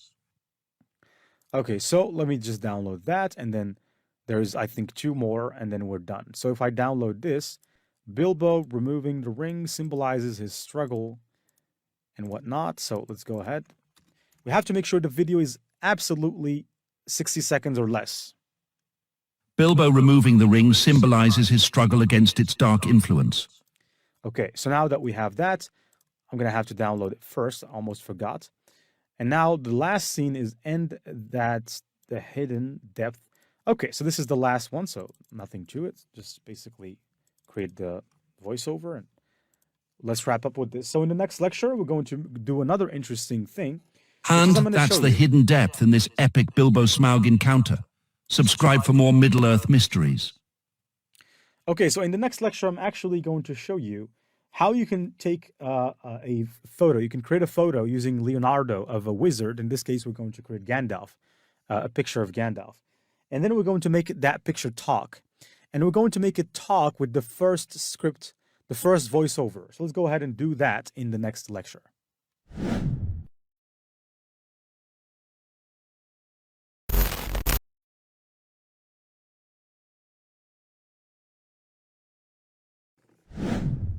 Hello there, and welcome in this lecture in which I'm going to show you how you can utilize the ID. So go to this platform that I shared the link with you in the resources of the lecture. It's the-id.com. This website can actually make images talk. And if you go there, you can start a free trial. In my case, I'm just going to log in. Now, in my case, I'm logging in because I already have an account. As you can see here, I've made plenty of characters talk, mainly AI, and some of them for my new website. But in this case, we're going to go to Leonardo, and we'll generate a picture or an image of Gandalf. You can generate it using whichever model that you like. In my case, I'm going to generate the image of Gandalf using photoreal. So I'm going to go here, and I'm just going to say Gandalf. Hopefully, they don't give me a politically correct answer of Gandalf is copyrighted. Or what we can do to stay away from any issues, what we can do, we can say wizard that looks like Gandalf. So that way we're not really stealing anything from anyone. Looks like Gandalf. So this way, and we're going to say, but with blue hair. Okay, so we'll say that it's a wizard with blue hair, assuming people might think these are the blue wizards that are not yet shown, or were never actually shown. We never got to see the blue wizards in the Lord of the Rings. But here, it's going to start. A wizard that looks like Gandalf but with blue hair, and after that we're gonna take that picture and we're gonna make it talk. And how you do that is basically, first of all, you need a voiceover or a text. In my case, I'm gonna go to the ID, click on create a video, and you should do it too. In the ID, you can upload a picture, and you have 2 ways of how you can make it speak. You can either write what you wanted to say here, or you can simply upload an audio from your computer. In our case, we already have an audio. And under the free trial, I think you have 20 credits, which should be enough to generate maybe 10 videos or sometimes less, depending on how big the audio is. Because I have the audio, I'm going to go and upload it first. But actually, I think it's the other way around, because I think we have to have the picture first, then we can basically make it talk. So here we have this picture, we have this picture. I'm going to go with this one. But first, I need to unzoom the image. So I'm going to unzoom it so that we can see the pointy hat of the blue wizard that looks pretty much like Gandalf. And as you can see, there's a high level of a degree of photorealism in these pictures because I'm using the photoreal model. But I would assume that Leonardo Diffusion and the other models are also capable of doing such things. And yeah, so now we have the unzoomed image. All I need to do is click View Unzoomed Image. Now I can see the entire landscape, and hopefully I can see the entire hat. Yes, I do. Now I can download. I don't need to smoothen this or anything. And then what we need to do, we need to come here to DID, click on Add, and basically just add in your picture of Gandalf. And by the way, DID are quite sensitive. If you add a picture of a celebrity or someone, they will not accept it because they will know using the facial recognition which person that is. And so make sure that the images they're uploading are not looking like someone in real life. Hopefully this doesn't. So let's just wait. Hopefully they will find if they can recognize facial features. I've tried in the past to upload robots, but robots, because they don't have any face, they cannot make them talk. You have to upload a face-like person. So the voiceover we're trying to upload is voiceover number 1, which basically is the starting voiceover. And since we're going to upload that voiceover, we can just not use it in the video. So now we uploaded the voiceover and everything. I can click Generate Video. And here it will take me just 1 credit, which is very surprising considering that it used to take more. I think they're slowing down. DID Agents Limited release is now open. Join waitlist. Okay, let me just click here. But not now. Let me do it in another time. But now we can watch the video. So let's play this video and watch it together. 1, 2, 3. Ever wondered why Bilbo reacts so strongly when Smaug says precious? Let's debunk this in 60 seconds. As you can see, we kind of made that Gandalf talk. There's an issue with the hat. I think we can hide it in the video. But now let's go ahead and click on download this video. So let's go to CapCut in the next lecture and assemble everything that we have now created. And basically, we can create our YouTube short, and then we need to move on with the other video that we're also going to create, which is going to be a standard YouTube video. See you in the next lecture.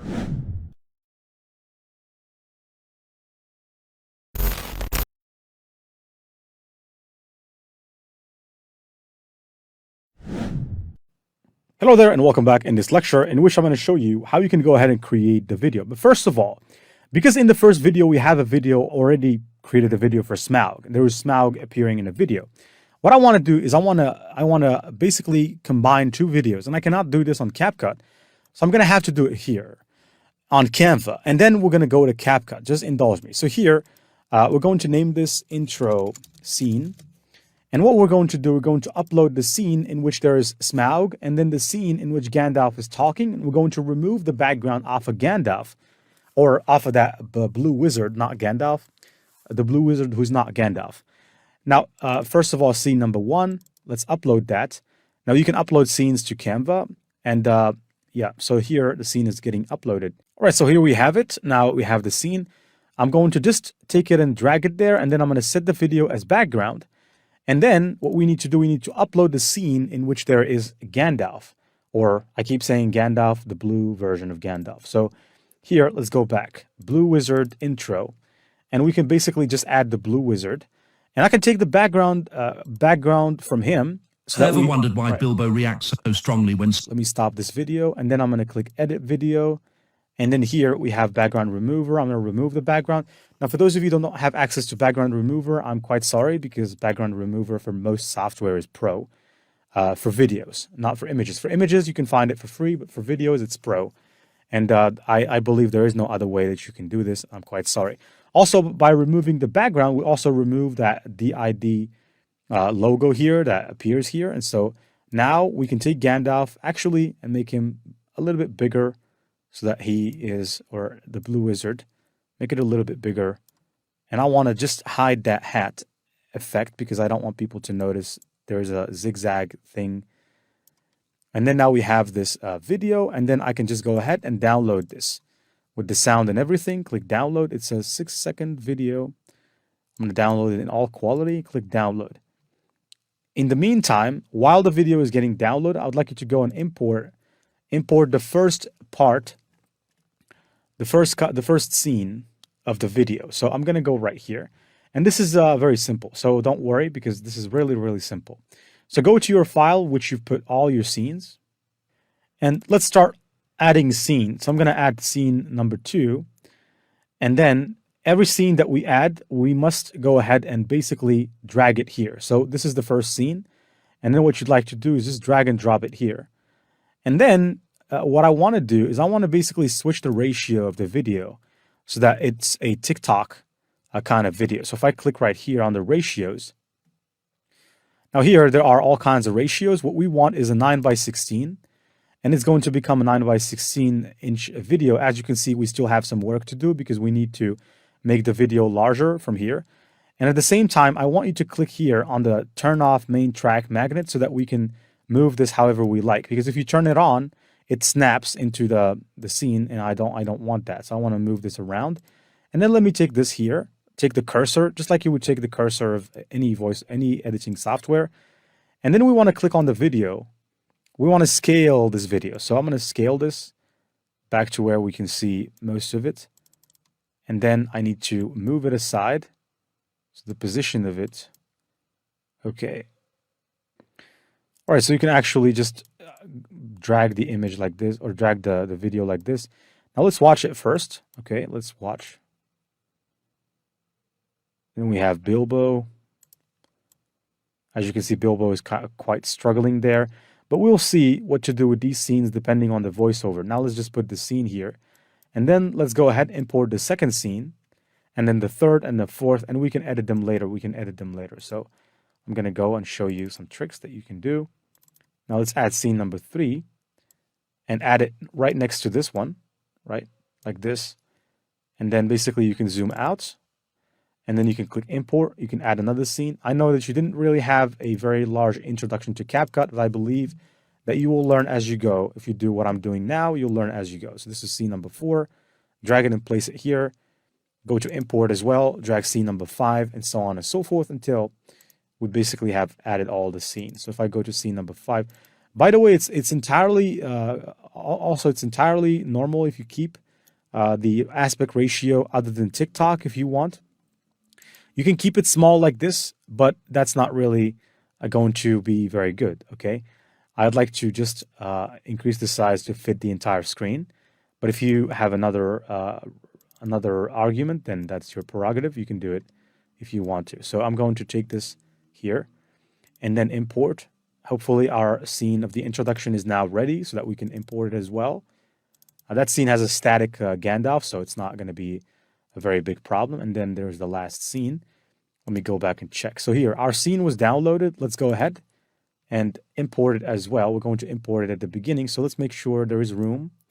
I'm going to move these aside, click import, and then basically import the scene of Gandalf. There it is, the intro scene. Let's scroll down, then take the intro scene. Now the intro scene is the only one which has the voiceover. So let me just drag it down to the very beginning of the video, making sure that it's at the very, very beginning because we don't want to have any gaps.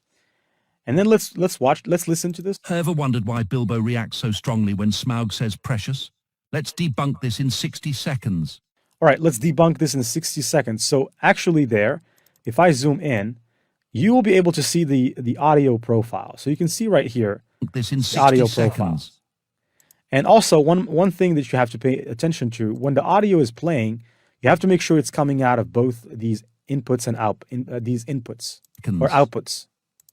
These ones that are showing in a green color, that's a sign that it works in both earbuds. So if someone is listening to this by earbud, it works in both. So now, because the last bit, if you zoom to the max, the last bit of the video, there is no voiceover. The voiceover cuts off. So you have to make sure you click and you position your cursor right where you want to cut, and then click here on split. Now we have this scene. We can click enter and it's deleted. Now we can zoom out, and this scene here, it needs a little bit more trimming. So if I zoom in, I'm trimming as much as I can because this is very important that we must do it, because we must make sure that the video doesn't have waste in it, Because otherwise, as you can see here, there is big waste in this area. Let me zoom out, click, split, move this like this. Just follow with me and you shall learn. Move this here and then split as well. Remove excess parts where there is no sound. And here, I'm going to have to just drag this right there. And then let me go back to the very beginning. And the very beginning, there's just a little bit. That beginning is actually, there is a part which there's nothing being said. And then let's zoom out a little bit more and then select everything and then right click and then create a compound group so that it becomes one. And now we can move it back to basically eliminate that gap. So if we listen to this again, there's going to be a slight difference. Ever wondered why Bilbo reacts so strongly when Smaug says precious? Let's debunk this in 60 seconds. Right, so as you can see, that's what we're looking for. Now let me click here and let's make this bigger, the image or the video. Let's scale it. You can also scale it from here. If you can't select everything, you can just scale it from here like this. And it shows in the entire video. Now, let's go ahead to all the other scenes. We're going to zoom out and basically select all of them and then take them and split them or put them there, close. Now we can enable this back, the magnet, so that they just split back. And then I'm going to start adding voiceover by voiceover. So let me go ahead to the first scene first, like this. And then you click import. And then basically what we're going to do, we're going to import the first voiceover of the video. So if you go, I'm going to go to my file. All right, voiceover 1 was for the introduction, so we'll skip it. Now voiceover 2. Voiceover 2, there it is, and we can drag it. Normally this is the place of a voice. And then basically what I'm going to do is I'm just going to try to place it at the very beginning. And hopefully it contains the entire scene. So if we listen to this. Notice Smaug emphasizing precious 3 times. This triggers a memory in Bilbo. All right, so we want to emphasize on Smaug saying precious. So I'm going to move this scene right over here where it focuses more on Smaug. And then if we watch it back, normally we should see Smaug making that incantation. Seconds. Notice Smaug emphasizing. And I'm going to have to scale this down a little bit like this so that we can see more of the video. Let me just go back and watch it again. Seconds. Notice Smaug emphasizing precious 3 times. Okay, I'm going to have to scale it even more because we need to show the details of Smaug saying that. Let's watch it again, and if it's good, we're going to move on. Seconds. Notice Smaug emphasizing precious 3 times. Okay, so Smaug emphasizing precious 3 times, and from here I'm going to take the scene, I'm going to split it, and then the next scene here, we have to show Bilbo. Now, I'm not sure I did split the scene. Right, so I'm going to split it from here. Right, let's just... Right, I did split it. Okay, so I'm going to... In this scene, we're going to have to show Bilbo. And it's okay if we increase the size of this, like this. And then, let's watch a little bit. Precious 3 times. This triggers a memory in Bilbo. Okay, so that's perfectly representative of what we're looking to do. Just increasing Bilbo and moving him down a little bit. Now let's see. Okay, so now this is good. Now let me take these 2 scenes and basically make them a compound clip. And then there is a last bit. If I zoom in, there's a last bit in which there is nothing said. So it's empty. So I'm going to take this and split it and take that excess part. And then this excess part as well, we have to take it because there is nothing to it. And then now this should pull into place. But I'm going to move it down, move it back like this. So now we're scene number 3. We're close. I'm going to click import. And then let's import the voiceover number 3, that of Gollum. I think Gollum should be easy because just Gollum. So, and he's showing in a TikTok-like scene. Now, if we listen to this, let's listen to it. It reminds him of Gollum, who also obsessively called the ring precious. All right, that's good. So now I'm just going to have to cut the last bit. I'm not going to cut everything, or I think I should. I'm not sure if I should. Now we're pushing. I think I don't really need to because the entire scenes combined are 37 seconds. So so far we're making it happen. So it's good. Now let me just take the cursor back, and I want to increase Gollum in size, and like this. And now we can go back to the scene. Let's actually, as a matter of fact, listen to everything from scratch. Ever wondered why Bilbo reacts so strongly when Smaug says precious? Let's debunk this in 60 seconds. Notice Smaug emphasizing precious 3 times. This triggers a memory in Bilbo. It reminds him of Gollum, who also obsessively called the ring precious. Okay, so now that's pretty good. Now let's move on to scene number 4. Let's first of all collide these scenes. Let's go to import. And then let's import V number 4, which is voiceover number 4.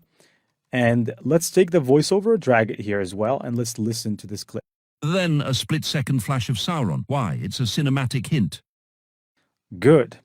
So the last bit is really what I want to show. So what I'm going to do is I'm going to cut a bit from the beginning because I want to keep that last bit for more. And then let me move this aside like this. And let's just, in the last bit, it needs to show. So I think I'm not going to cut anything of this scene, but I'm going to have to zoom in a little bit. Let's watch it again, hopefully. Then a split-second flash of Sauron. Why? It's a cinematic. Okay, I think this needs to move like this so that we can see the entire eye. Yeah. All right, so let's go back. All right, so from here to here, there's Bilbo, and from here to here, there's Sauron. So I need to cut this part exactly here. Right, like this, and then cut the part. And then take the part where there's Bilbo, move it aside so that Bilbo can appear freely in the video. There it is. And let's watch it back again. Then a split-second flash of Sauron. Why? It's a cinematic hint. Okay, that is pretty good. Now that is pretty good. But still, I think I'm going to have to cut the last part because we don't want to have an very, very huge excess. Let me remove this. And actually, I'm intending to do something good with this scene. So I'm going to split this scene, but I'm going to keep this only. I'm going to keep it at the top.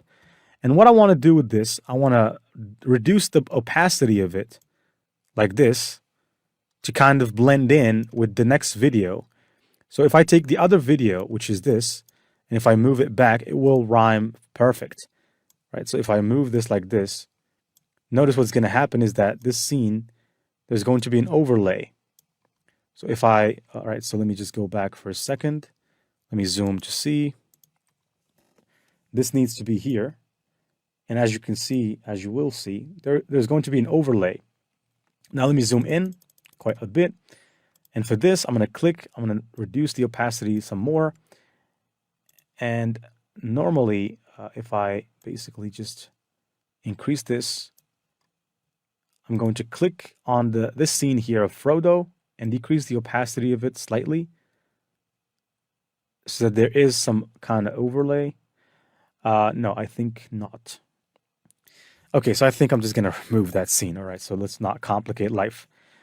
In this case, this scene, let me click, scale it down a little bit, move Frodo here in the area where we can see him, and then zoom in. And I think that should do the trick. So now let's upload the voiceover number 5. Click import. Let's go to V5. Put it, zoom out, drag V5, place it there, and then basically it should be here. At the beginning, there's nothing. So as you can see, there's some emptiness. So let's remove that. And then take this, drag it here. And then let's start again. The ring tied to Sauron manipulates its bearer's fears and memories. Okay, I think this is good. I think we don't need to change anything about this scene. Except for we need to delete this part and this part because there's nothing. Then zoom out. Now there's only 2 more scenes. Let's place this here. And let's import a V number 6, which is voiceover number 6. Now let's import that. And it should be here. There you go. There you go. Now let's listen to this again. Bilbo removing the ring symbolizes his struggle against its dark. Okay, so now I just have to make this bigger. It's already centered, so it should be okay. All right, let's watch. Bilbo removing the All right, let me move Bilbo a little bit like this. ring symbolizes his struggle against its dark. And then I'm going to have to, from this scene, split. And then here, I should move so that we can see the eye of Sauron and the eye. And as you can see, this is better, right? So let's watch it again. And then I think we need to do some cutting at the end. There's only one last scene before we can add the transitions. So we need to cut this part. Click here as well, cut this part. Now we have cut 2 parts, remove, remove. Now the video is going to turn out to be less than 60 seconds, actually a lot less. Now this is the final scene. Let's drag it. And then for the final scene, I think we should just import the voiceover and center it. So V7, and then we can add the background music. So V7 first, place it here. Let's watch. And that's the hidden depth in this epic Bilbo Smaug encounter. This scene, we need to remove excess. So I'm going to remove the excess voice from here to here, remove, and then move the cursor right here, remove this bit, and then take this bit, get it closer to this, zoom out, and then there's another excess right here, as you can see. If I zoom in, we need to remove it as well. Remove, zoom out a bit, move the cursor, zoom out some more, remove, remove, and then take the sound, get it closer, and then let's see if that fits. Okay, so I think there's only one last bit that needs to be removed, but I'm not sure if we can extend this scene. I don't think we can. So what I'm going to do probably is I'm going to move this slightly like this, and let's see if we can extend this. Yes, we can. So we could extend that scene, except for I need to, at this part, I'm going to split, and this part of Smaug, I'm going to double click, move it to show the Smaug face, and then let's take this entire scene here, group it into one compound clip. This scene is already grouped, which is good. Let's go back. Here we have to group scene number 4 as well, because it's cut. Create a compound clip, move and see if there is any scene that's cut off. Actually, all the other ones are good. So now if we listen, let's watch. Against its dark influence. And that's the hidden depth in this. Okay, I think this scene is the last, so we need to increase the size, move the ring in the center, like this, and then let's watch it again. And that's the hidden depth in this epic Bilbo Smaug encounter. Subscribe for more. All right, I think we could do better. At this part, we can split. And in this bit, we need to show Sauron's eye in the middle. So let me just zoom in. There is one bit here, this. Let's move it. And then I think we can just take everything and create a compound clip. Now let's watch it again. Okay, let's watch it again. Reminds him of Gollum, who also obsessively called the ring precious. Then a split. Okay, let's go to the last scene. We might want to watch this. It's the hidden depth in this epic Bilbo Smaug encounter. Subscribe for more Middle-earth mysteries. There is that last subscribe, so we need to at the end we need to tell people to subscribe. So we need to put a button, an icon at the end, and I'll show you how to do it. But for now, let's just go ahead. And this at the end, we don't need this bit, this last part. So I need to bring the cursor here, click audio, remove that last bit, and that's it. We have a 32-second video, precisely 32-second video. Now let's add the transitions. So the transition, if you go here to transitions, there's a lot of transitions that we can add. So we're going to add for every scene a transition. Now there are pro transitions and free transitions. We're only going to be concentrated on free transitions. So I'm going to keep looking for a transition that I think would be pretty decent. All right, I think I'm going to go with vertical blur. So let me zoom in. Vertical blur is actually free, as you can see, vertical blur too. So you can drag it and drop it here in between. And let me just click on OK. That will create a transition, and you can actually decrease the size of the transition because the videos are not that big. And then let's do it again for scene number 2. And let's just decrease the size of that transition. Let's do it again for scene number 4. Decrease the size. Do it again. And decrease the size. Not that much, but decrease. And then do it again. and decrease the size. And then if we go, this is the last one, we do it again and decrease the size. All right, like this. Not that much, but just a little bit more, like this. There you go. So now if we watch... Ever wondered why Bilbo reacts so strongly when Smaug says precious? Let's debunk this in 60 seconds. Notice Smaug emphasizing precious 3 times. Now let me pause this video. Let's go back here. Now here, there's the transition. It happens, but you just didn't see it. But it actually happened so quick. Now, when we download the video, we will be able to see it. But here, for instance, if I click... That the ring tied to... Now, normally we should go full screen so that you can see it better. Let's play it from the beginning. Ever wondered why Bilbo reacts so strongly when Smaug says precious? Let's debunk this in 60 seconds. Notice Smaug emphasizing precious 3 times. This triggers a memory in Bilbo. It reminds him of Gollum, who also obsessively called the ring precious. Then a split-second flash of Sauron. Why? It's a cinematic hint that the ring tied to Sauron manipulates its bearer's fears and memories.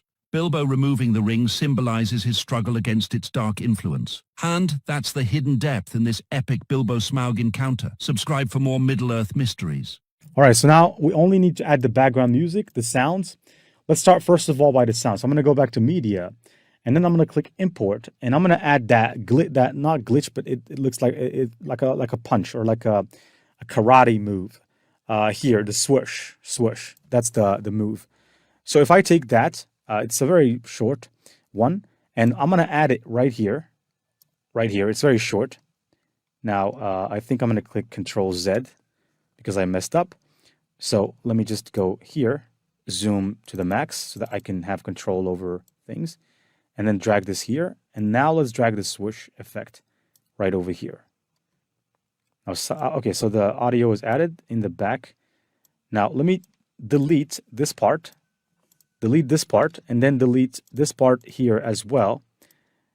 And let's just keep the fresh, or let's just keep the swoosh. And now if we listen, it's going to be quite interesting. Notice Smaug right, you heard it. So basically what I'm going to do is I'm going to click on swoosh, copy it, and then I want to duplicate it for the rest of them. So I'm going to copy and then come here to the edge, here. And then basically what you want to do, you can click Control V and just drag this like this. And then what you want to do, you want to repeat it again, repeat the process for this, and Control V, and then place it here like this. It's okay with this. We can make it smaller so that we can put this right here.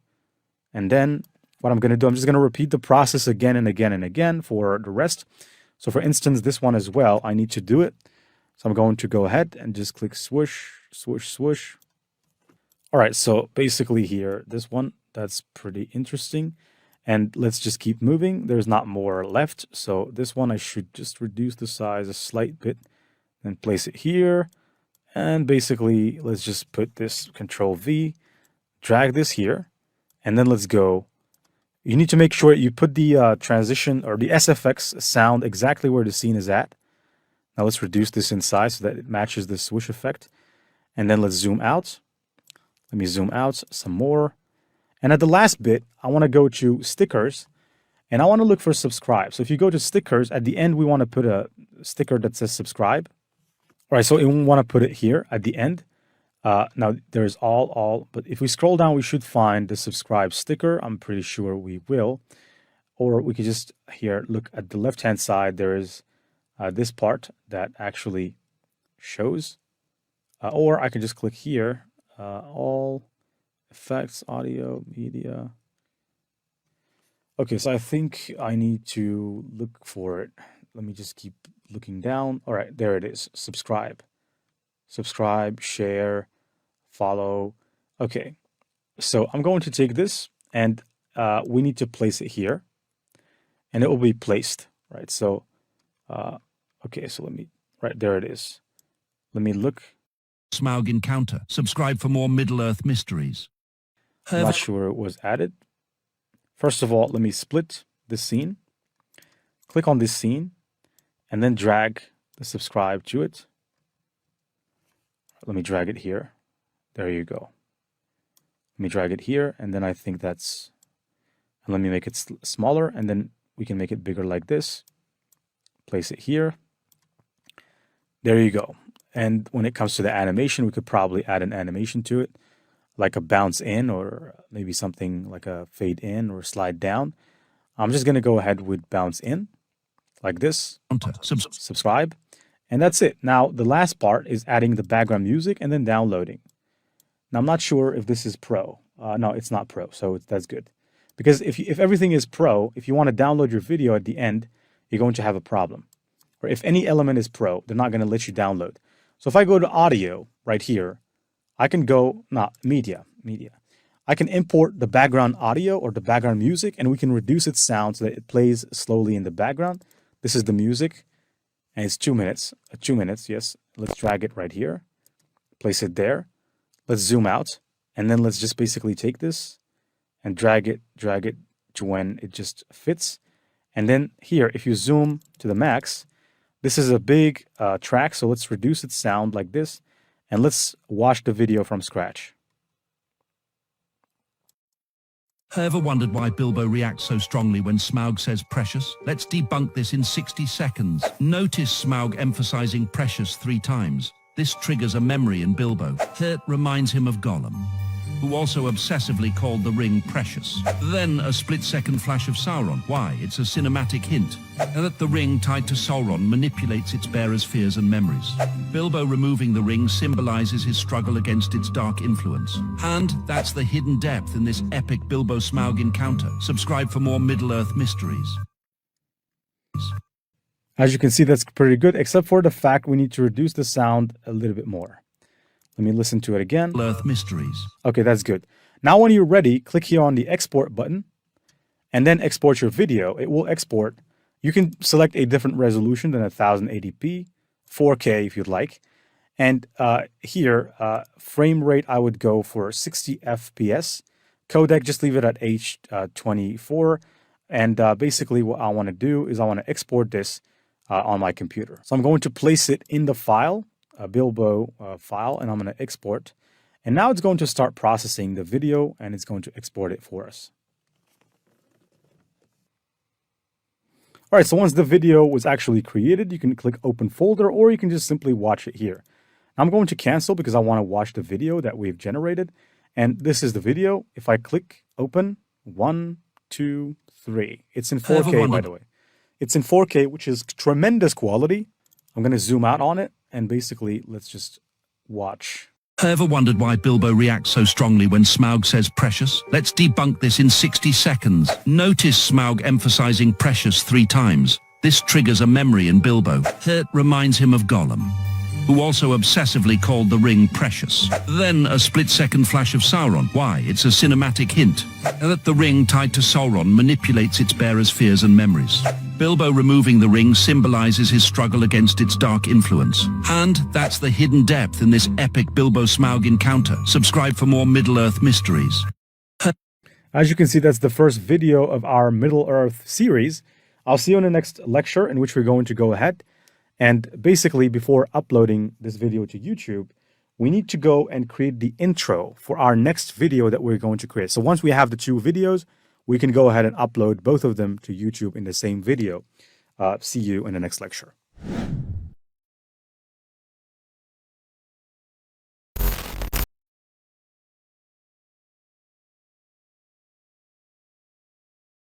Hello and welcome in this lecture, in which we're going to go ahead and create the intro for our video.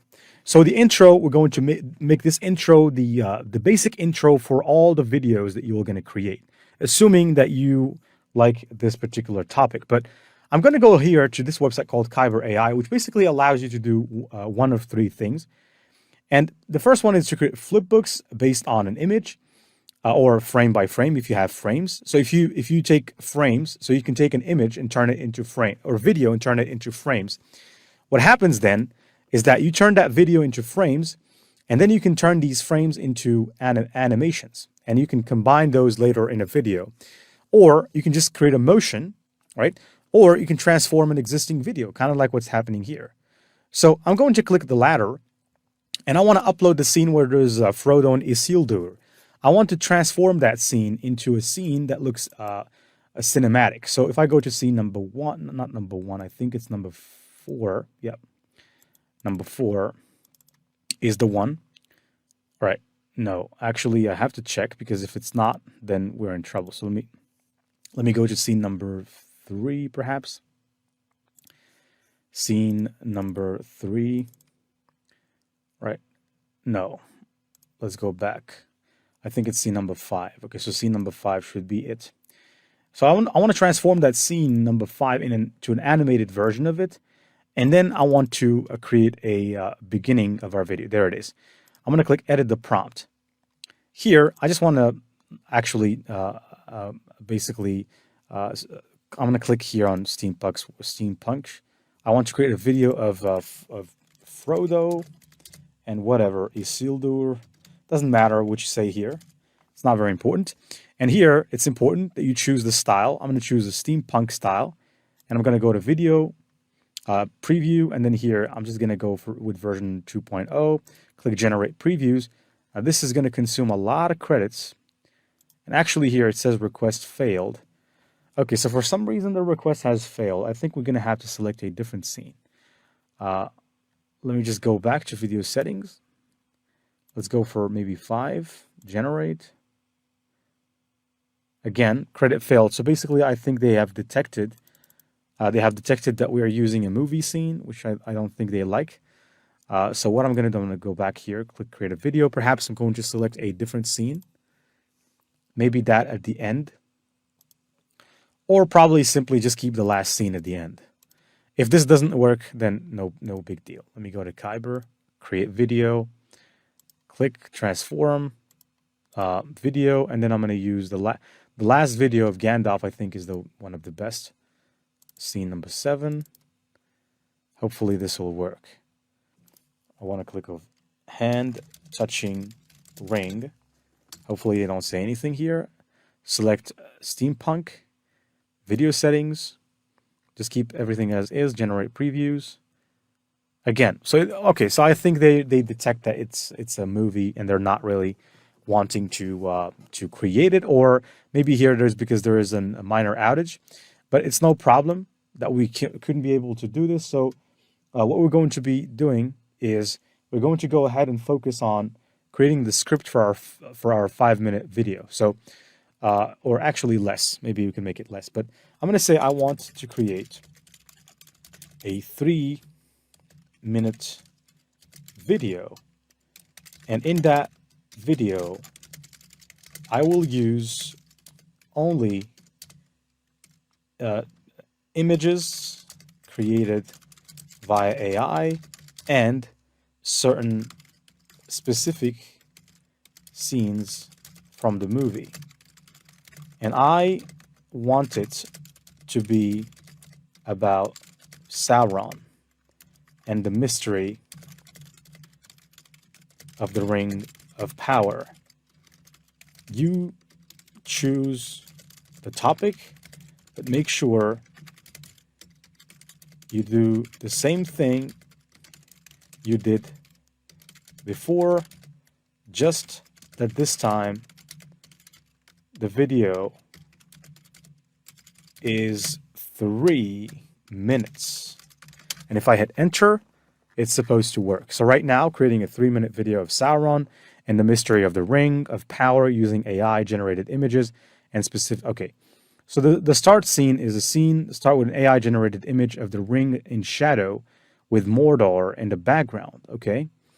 And the second scene is 10 to 30 seconds, a montage of AI generated images depicting Sauron forging the ring, interspecced with movie of the scenes being created. So that's a good mix of both. Scene number 4, show AI generated images of the different rings given to elves, dwarves, and men, highlighting their unique designs.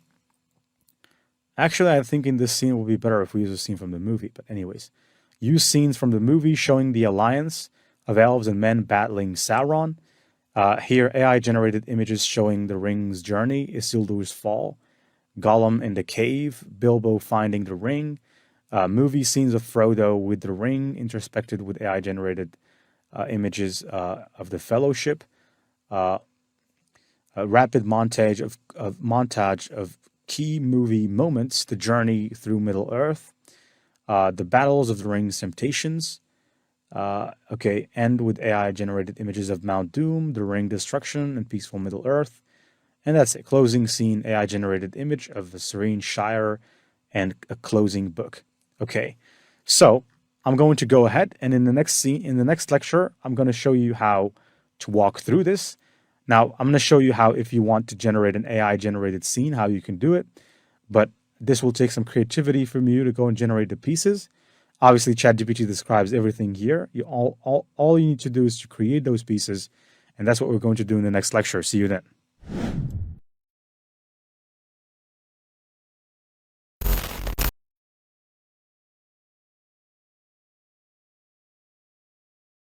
Hello there, and welcome back in this lecture in which we're going to go ahead and start creating the pieces for our video.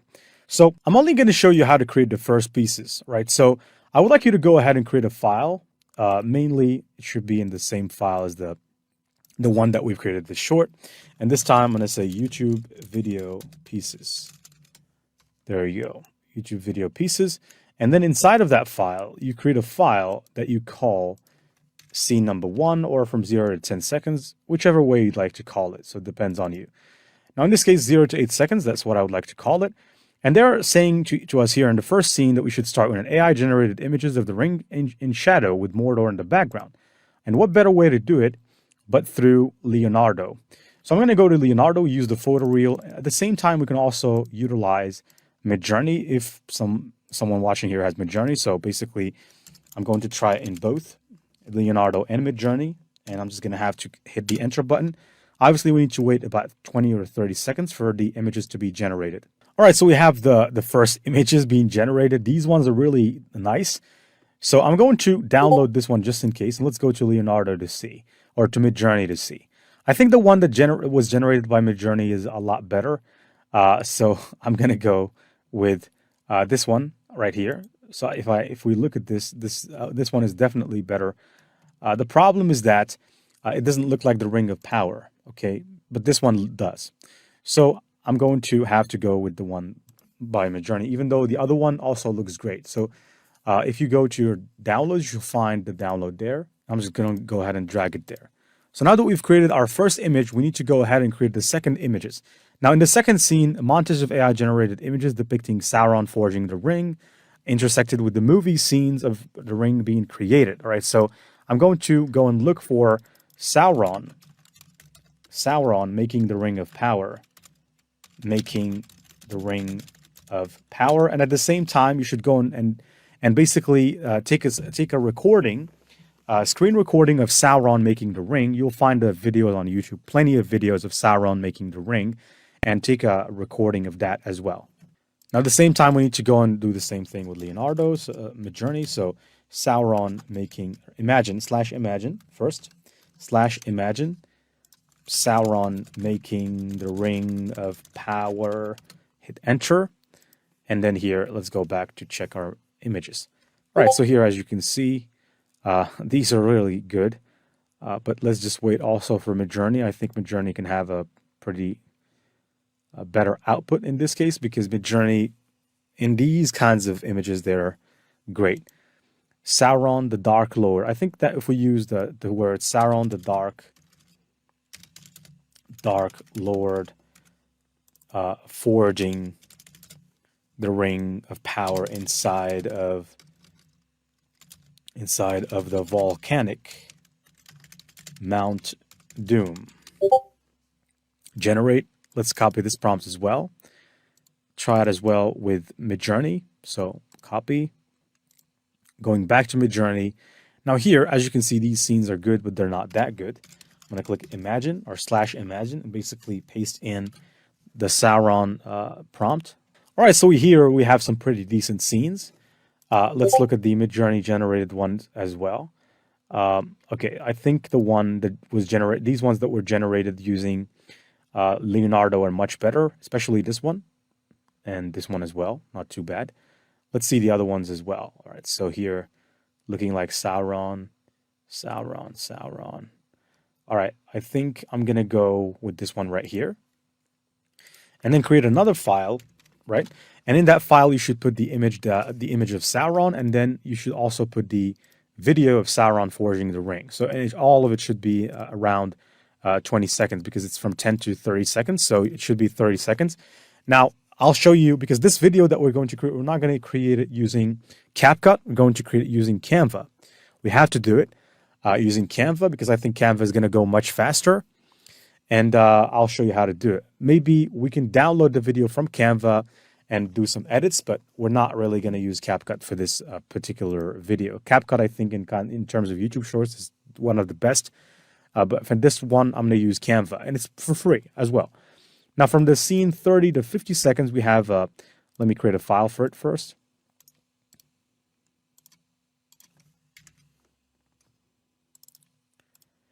From 30 to 50 seconds, we have show an AI generated of the different rings given to the elves, dwarves, and men. The different rings. So I'm just going to copy this prompt as is. And it's going to generate 4 images anyway. So I'm going to take all 4. Or normally it's just 3 families, elves, men, and dwarves. So basically it should be 3 kinds of rings. But let me take this prompt as well. Imagine. And as well paste in the prompt. Enter. And just wait. All right, so I see some beautiful images. I'm going to download this one. And now we have one. Let's go back here. Now, these ones generated by Midjourney are not really that great. So what I'm going to do, I'm just going to download 3 from Leonardo, this one as well, and this one as well. And now we have all 3 images of the rings. And I think that also here we should also show, no, we should just show the image of images, 3 different images. That's good. We have them now. So let me go ahead, take these images of the rings, the elven rings, the dwarvish rings, and the men rings, which later on became the Nazgul. Let me copy paste that there. So from 50 to 70 seconds, now this is another one. And in this one, we should use scenes from the movie. These are just scenes, no AI. So here we should use scenes from the movie. You should look for the battle between the elves of Sauron and take 20 seconds as a screen recording. And then here from 70 to 100 seconds. Right, from 70 to 100 seconds, we have an AI-generated image of the ring's journey, Isildur's fall, Gollum in the cave, Bilbo finding the ring. Okay, so I don't think we need to use any scenes here. AI images, right, Isildur's fall. Right, Isildur's fall. I think we can generate this using Leonardo. Let's go. Place this here. And the good thing is that we can generate this image and then go back after the other image, Gollum in the cave. We could also generate that while the other image is being generated. Paste, generate. And then what I can do as well, I can go back for the last one, Bilbo Baggins finding the ring. Bilbo Baggins finding the ring of power. Generate. So now we have all images being generated. I'm not going to use Midjourney in this case. All right, so I think one of the best images that depicts Isildur's fall should be this. So I'm going to download this image, and then let's look for the other ones. All right, these scenes of Gollum are not so bad, but I think I'm going to have to go with this one right here, even though he has clothes, but I think it's not too bad. But maybe it could be that, okay, this is a Gollum scene before he no longer had clothes. So probably I can go with this one, right? And then Bilbo finding the ring. Let's see here. Bilbo finding the ring. I think this one is good. Let me download that. As you can see, the images are quite accurate. They're not looking exactly the same, but they're pretty accurate. So maybe in the future, we're going to have AI movies. Now we have all these scenes. Let's move on to the next scenes. So let me just download these scenes right here. Go back. As you can see, this is not easy work. It will take work. But as you get the hang of the process, it will become easier for you. And like this, you can create 1 to 2 videos a day. And like these other people are doing. So basically what they do is they create a lot of videos. But they do 1 to 2 videos a day. That's what they do. And that's how it works. Now this here, movie scenes with Frodo with the ring intersected with AI image generated the Fellowship. Okay, so I'm going to go here, generate an image of the Fellowship of the Ring. And hit generate. Here, I'm afraid from 130 to 160 seconds, we need to show a rapid montage. So you need to take separate recordings, a recording of some battles, and put them up all in. Make sure that all the combined recordings are not more than 30 seconds, and then we have this, but obviously not so much. So here, the Fellowship of the Ring. I would like to have the Fellowship of the Ring. This picture from the back, I think it would be much better because we can't really see their faces and it doesn't impact the video. And so let's go back right here and copy this picture. Come back and then paste it here. All right, so right now for this particular 130 to 160, I'm going to have to do it by myself. You also have to do it by yourself, so just so you know. And then we have 160 to 180. And with an AI-generated image of Mount Doom, the destruction of the ring and a piece of Middle Earth. Okay. All right. So that scene should have we should have 3 images in that one. So we'll generate all 3. Now, let's access this file, even though it's empty. Let's go back to ChatGPT, AI-generated image of Mount Doom. All right, Mount Doom. Let's go back, place Mount Doom here, paste, go back, and then here, the ring's destruction. Right, let's just go back here and place it, paste, generate as well, and then a peaceful Middle Earth, that also is a scene, and then basically paste and generate. So now we should have all the images generated all at once, and then we should close an AI generated image of a serene shire and a closing book. Okay, I think that's not bad. So let me just go ahead, a serene shire and a closing book. Let's just go and generate that. All right, so this is Mount Doom, even though it doesn't really look like Mount Doom, but I'm going to go with this one right here. Download, and then let's wait for the others. I think this particular image is not bad. Let me download it. Don't look for things to be perfect or the way you want it. You just want images to depict something, okay? So, and you want them to be good and to depict the message. They don't have to be perfect, 100%. And I think this image should be a good image for the Shire. Let's go to the other images. Now let's download all of them, or just simply drag them into their respective file. Place. Now we have one more, which is all right. Yeah. Okay. So the scene of the Shire, I think that should be in a file of itself at the end. Okay. So I'm gonna need to create a file for it. Right. Let me just go back, create a file, call it closing. And then in that closing file, we shall put the scene of the Shire. So I'm going to cut this, go back, click, place. All right, now here, a peaceful Middle Earth, Mount Doom, the ring destruction, a peaceful Middle Earth. I think a peaceful Middle Earth was the last one, but this one could apply for the Shire. But anyways, I'm going to download this one. Click, and then copy or cut, go back, and I'm going to go back here to this particular folder, place this.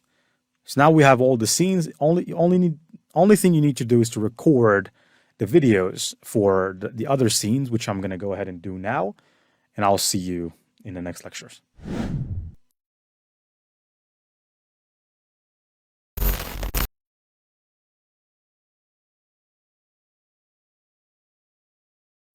Hello there and welcome back. So I hope that you went ahead and taken some screen recordings of the scenes. Right now, we need to go ahead and create the voiceovers for these scenes, and then we're going to go ahead and create the video. So the first voiceover right here is in the heart of Mordor and that stuff. So we're going to copy this into 11 Labs, which is the software I've shown you not too long ago, which will help you to create the voiceover that we're looking at. So in this case, we want to use the same voice that we used from earlier, but if you want to use another voice, it's your prerogative, so you can choose a different voice. So I'm going to add this, and this time I'm just going to remove those parts that are at the beginning, generate.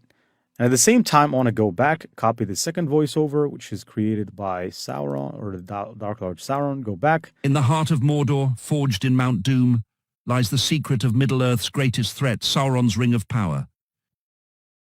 Right, let me regenerate. I didn't like this one. In the heart of Mordor, forged in Mount Doom, lies the secret of Middle-earth's greatest threat, Sauron's Ring of Power. All right, so this is voiceover number 1. Now let's add voiceover number 2. Generate. Created by the Dark Lord Sauron, this ring contained his cruelty, malice, and will to dominate all life. Now, let me just go ahead and regenerate, except for the fact I'm going to separate Sauron so that it basically knows that it is Sauron. So it will spell Sau and it will spell Ron. Hopefully, let's generate again. Created by the Dark Lord Sauron, this ring contained his cruelty, malice, and will to dominate all life. Okay, so this is good. Now, this is the voiceover number 2, and it's hardly 20 seconds. So I think we need to add more to it because it needs to be 30 seconds. So what I'm going to say, rewrite those voiceovers again and make sure that they will be exactly at the length suggested.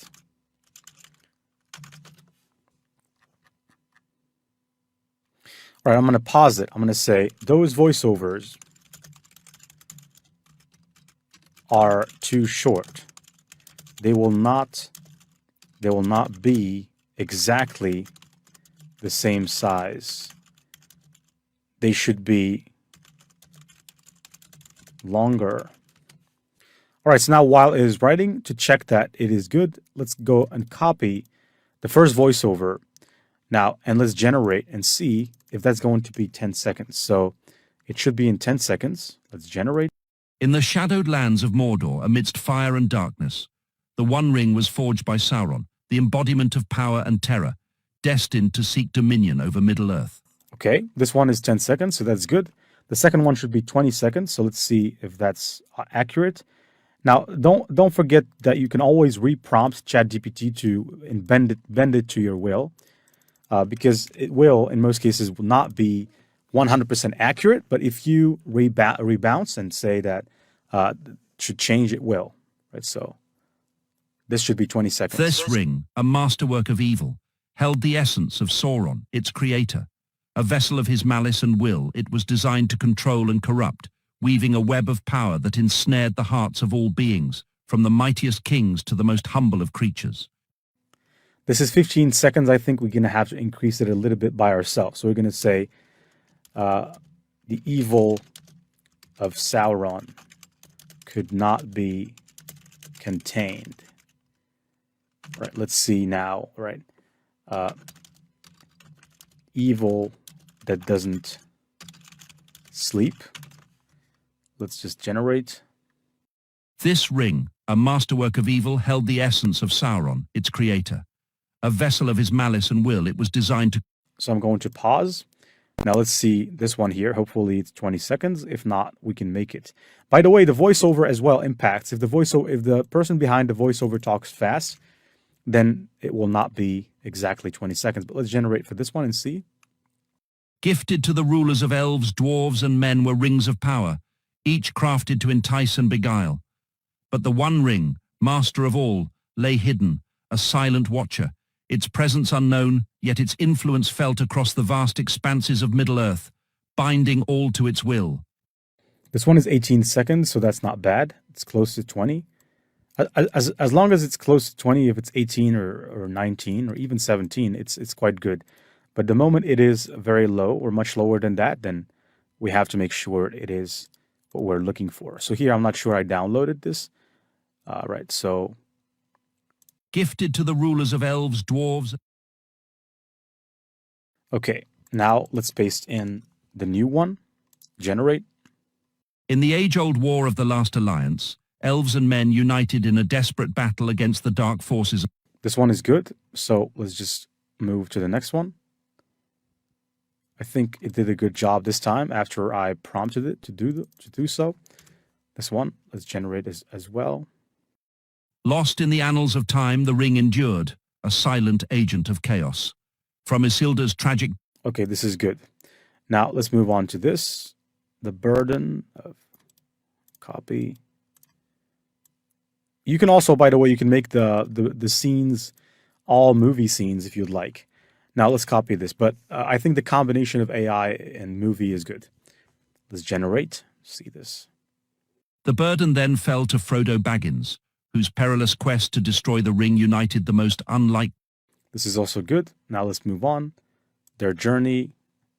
As you can see, it takes time, but this time that it takes now, it would have taken you a lot more time. So I think that we owe respect to the YouTubers that create this. For those of you that are watching, they really put some hard work behind this, okay? Their journey was marked by treacherous paths, epic battles. Okay, that's good. Now let's add the last one in the end. It was the fiery chasms. Okay, let's just copy, go back, paste, generate. In the end, it was in the fiery chasms of Mount Doom, where it was forged, that the ring met its destruction. Okay, now we only have, now this is the only one, right? So that's, I think, the last one. 160, no, I'm not sure. Let me just go back.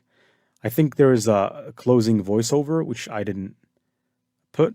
So let's make that the closing voiceover. And then we are done. The tale of the ring is a testament to hope, courage, and the enduring power of friendship. Okay, so now that we have the voiceovers, I want you to go to canva.com, right? So go to canva.com and let's start the process of creating our video. Okay, so now that we have everything, canva.com is our destination. All right, so now what I want you to do is click here on create a video or a design, and then select video or search for it. It should be 1920 by 1080 pixels. By the way, once we finish creating the video, we're going to add we're going to add the captions to it using Pictory at the end.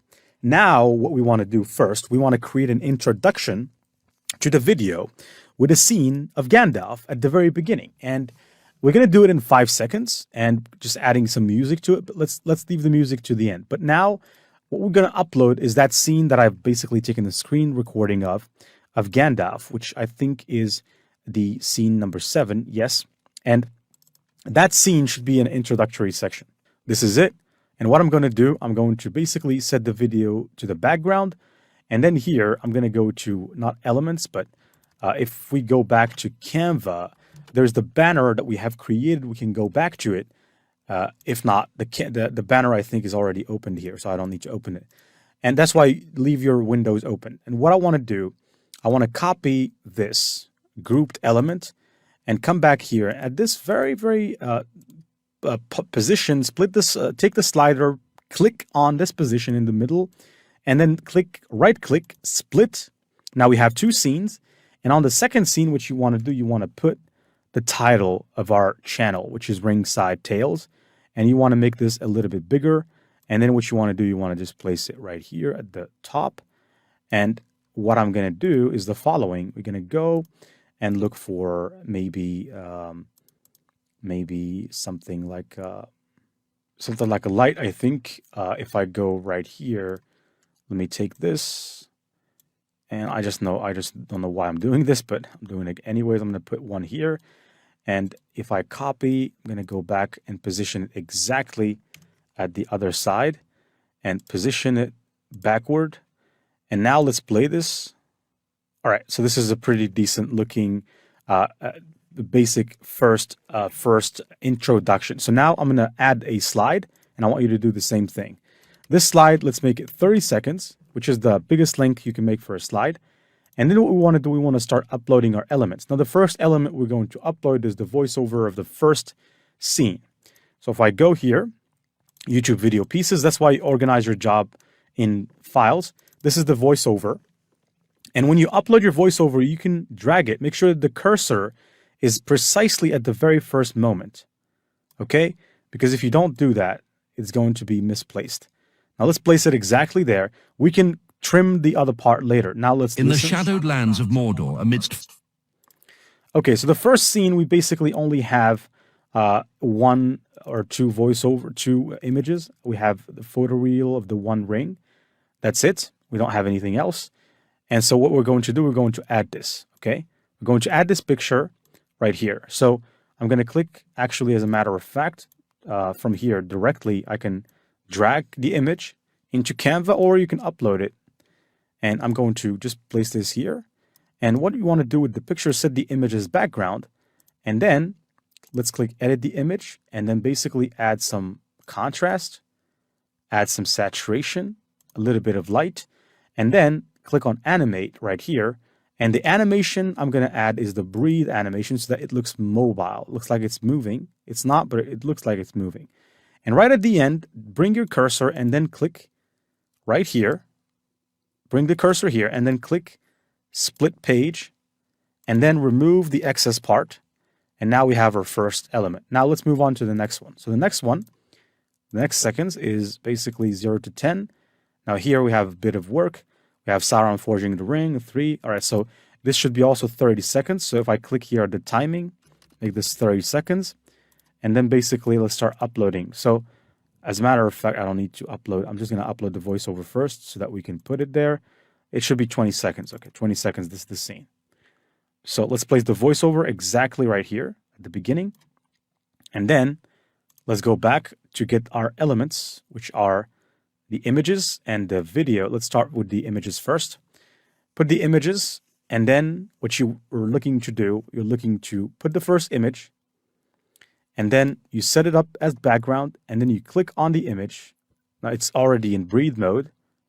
So let's just make sure it is. Click breathe again. And then here, right here, you want to split the page.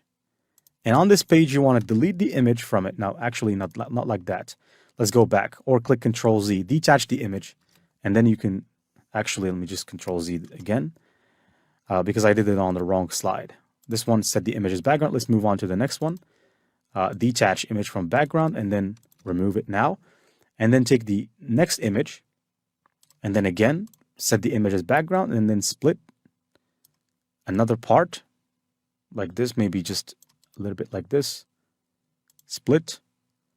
And then here I should right click, detach the image from background, remove, and then put the last part, and then we can put a video of Sauron himself. So now let's just move it like this.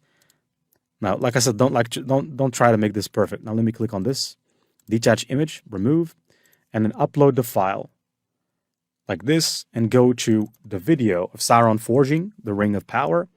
And basically what you're looking to do is just drag and drop the video of Sauron and place it right here. And it should be quite large. Set the video as background. And I think we could just click on these ones and basically maybe just make them a little bit lower. This one also is 4 seconds, should be maybe 2.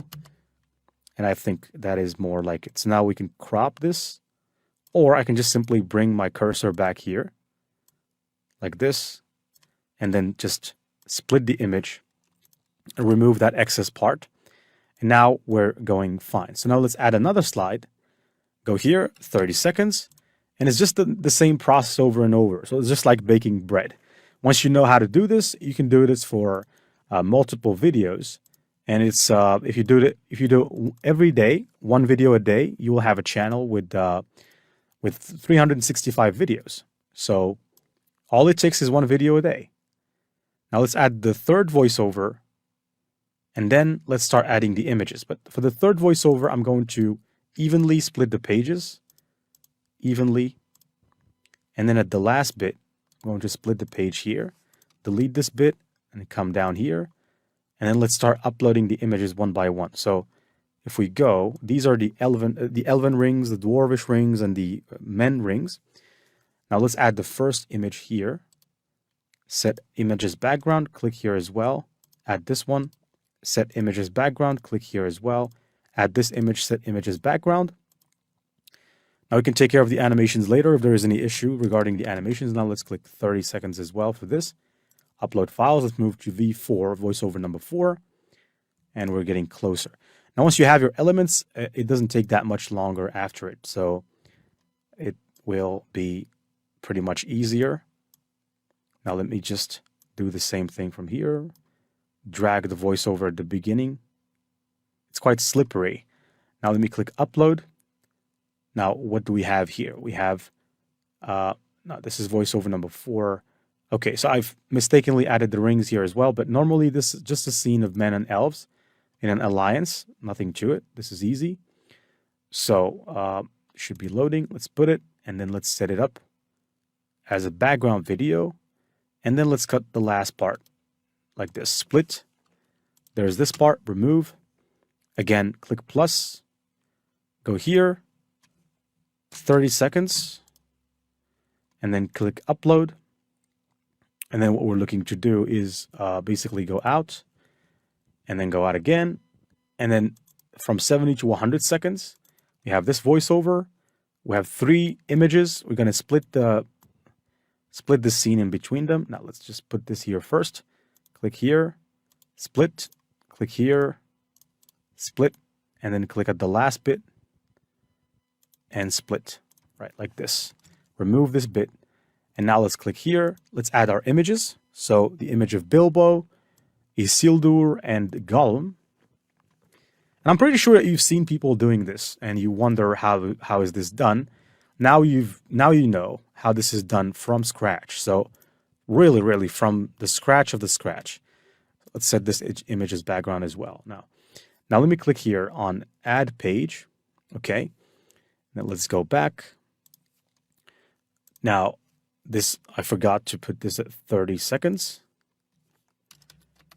All right, 30 seconds. Let's go to upload files. As you can see, the process gets easier, right? As you go, the process really does get easy.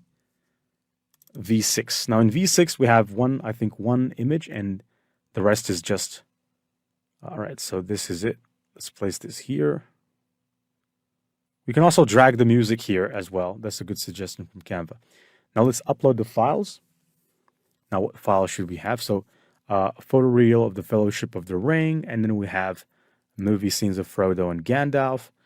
I think we should have this one first.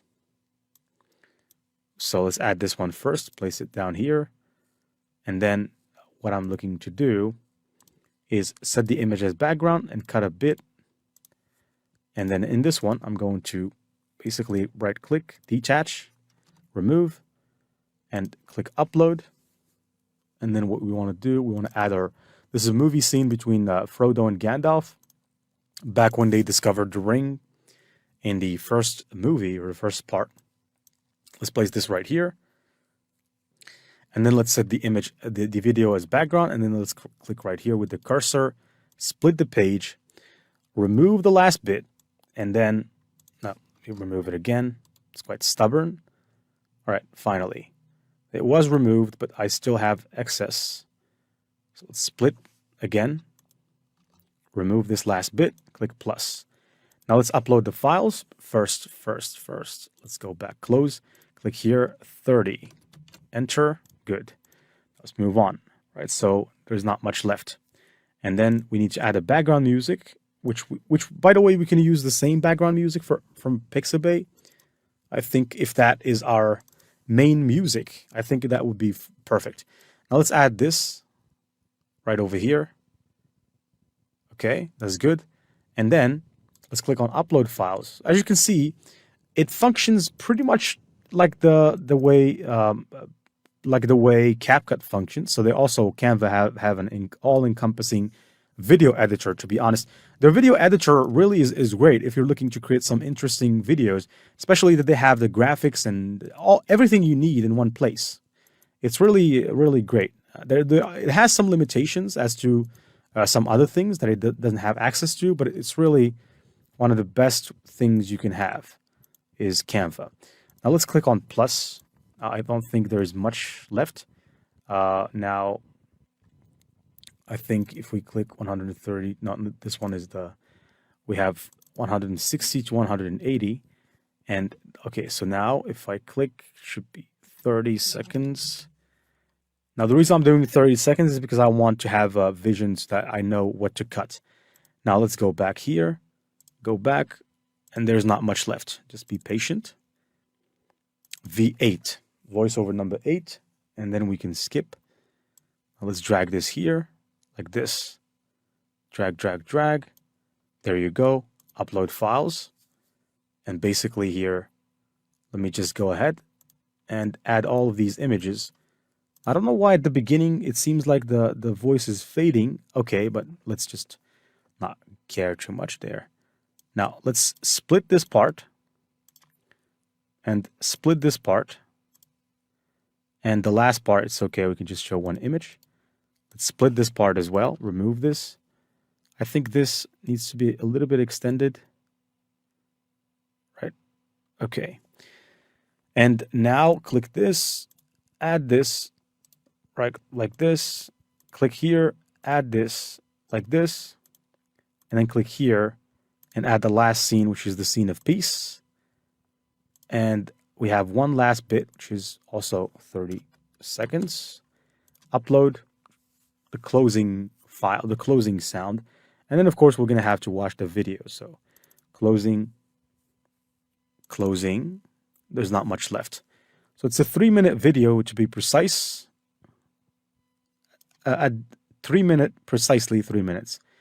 And closing. Now, let me just do one thing here. I just want to check something because I don't know if it's the case that at the beginning of these voiceovers, there is no sound. Let me check. Okay, 1, 2, 3, 1, 2, 3. The tale of the ring is a testament to hope, courage, and... All right, so there's no problem with the voiceovers. Okay. Now let me click upload. And let's just go ahead now and add the final picture to this summit. Or just summit this. Now this is a picture supposedly of the Shire. I could have done better here, but it's okay. Now let me just at the end and click split. And then you could add a last bit here. You could split the last part, 2.6 seconds. You could go right there to elements, look for something that says subscribe.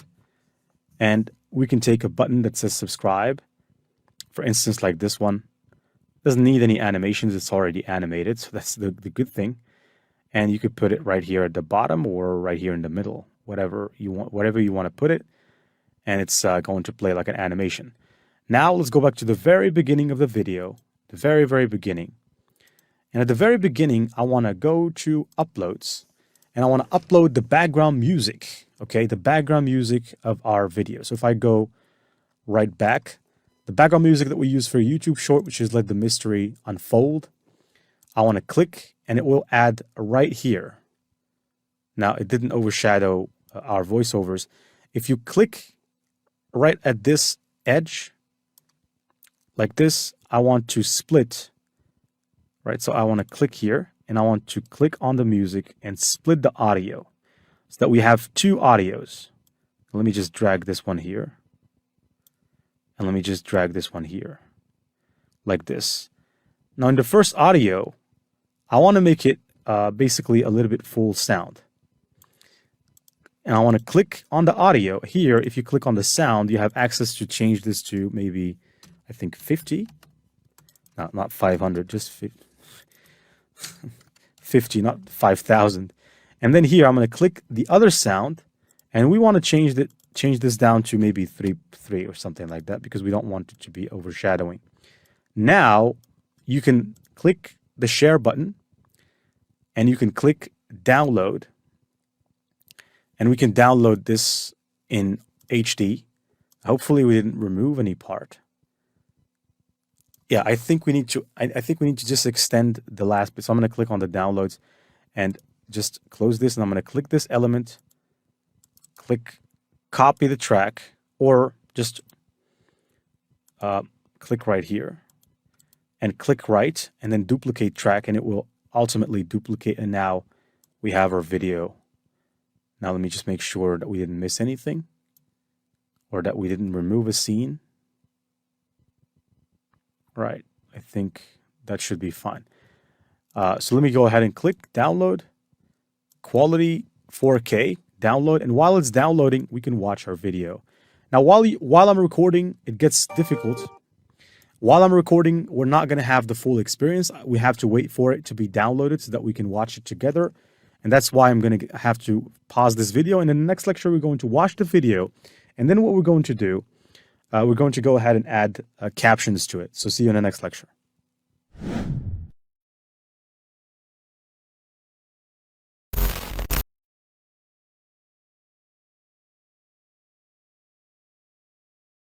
Hello there and welcome back in this lecture in which we're going to go ahead and proceed by watching the video. Then I'm going to take you to create the captions for the video using Pictory.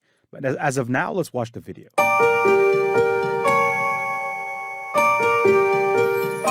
In the shadowed lands of Mordor, amidst fire and darkness, the One Ring was forged by Sauron, the embodiment of power and terror, destined to seek dominion over Middle-earth. This ring, a masterwork of evil, held the essence of Sauron, its creator. A vessel of his malice and will, it was designed to control and corrupt, weaving a web of power that ensnared the hearts of all beings, from the mightiest kings to the most humble of creatures. The evil of Sauron could not be contained, evil that doesn't sleep. Gifted to the rulers of elves, dwarves, and men were rings of power, each crafted to entice and beguile. But the One Ring, master of all, lay hidden, a silent watcher, its presence unknown, yet its influence felt across the vast expanses of Middle-earth, binding all to its will. In the age-old war of the Last Alliance, elves and men united in a desperate battle against the dark forces of Sauron. On the slopes of Mount Doom, amidst steel and sorcery, they fought to thwart the spread of darkness. Yet, even in apparent defeat, the ring's sinister influence lingered, a spectre over the land. Lost in the annals of time, the ring endured, a silent agent of chaos. From Isildur's tragic downfall to the murky depths of Gollum's cave, and eventually into the unsuspecting hands of Bilbo Baggins, the ring wove its dark tale, leaving a trail of corruption and despair. The burden then fell to Frodo Baggins, whose perilous quest to destroy the ring united the most unlikely of heroes. Together, they formed the Fellowship, a band of warriors, wizards and wanderers, bound by a common cause to end Sauron's reign and shatter the chains of the ring's enslavement. Their journey was marked by treacherous paths, epic battles, and the ever-present temptation of the ring's deceitful promise of power. Each step was a testament to their courage, a battle against the looming shadow of doubt and the seductive whisper of absolute power that the ring offered. In the end, it was in the fiery chasms of Mount Doom where it was forged that the ring met its destruction. With its demise, Middle-earth was freed from the looming spectre of Sauron's tyranny. Peace reigned once more, a hard-earned victory against the darkness that had sought to engulf the world. The tale of the ring is a testament to hope, courage, and the enduring power of friendship. This is the mystery and legacy of the Ring of Power. All right, so now let's go ahead and watch the other YouTube short. Ever wondered why Bilbo reacts so strongly when Smaug says precious? Let's debunk this in 60 seconds. Ever wondered why Bilbo reacts so strongly when No, that's not it. This is just the Blue Wizard. This is the YouTube short. Okay, this is the YouTube short. Ever wondered why Bilbo reacts so strongly when Smaug says precious? Let's debunk this in 60 seconds. Notice Smaug emphasizing precious 3 times. This triggers a memory in Bilbo. It reminds him of Gollum, who also obsessively called the ring precious. Then a split-second flash of Sauron. Why? It's a cinematic hint that the ring tied to Sauron manipulates its bearer's fears and memories.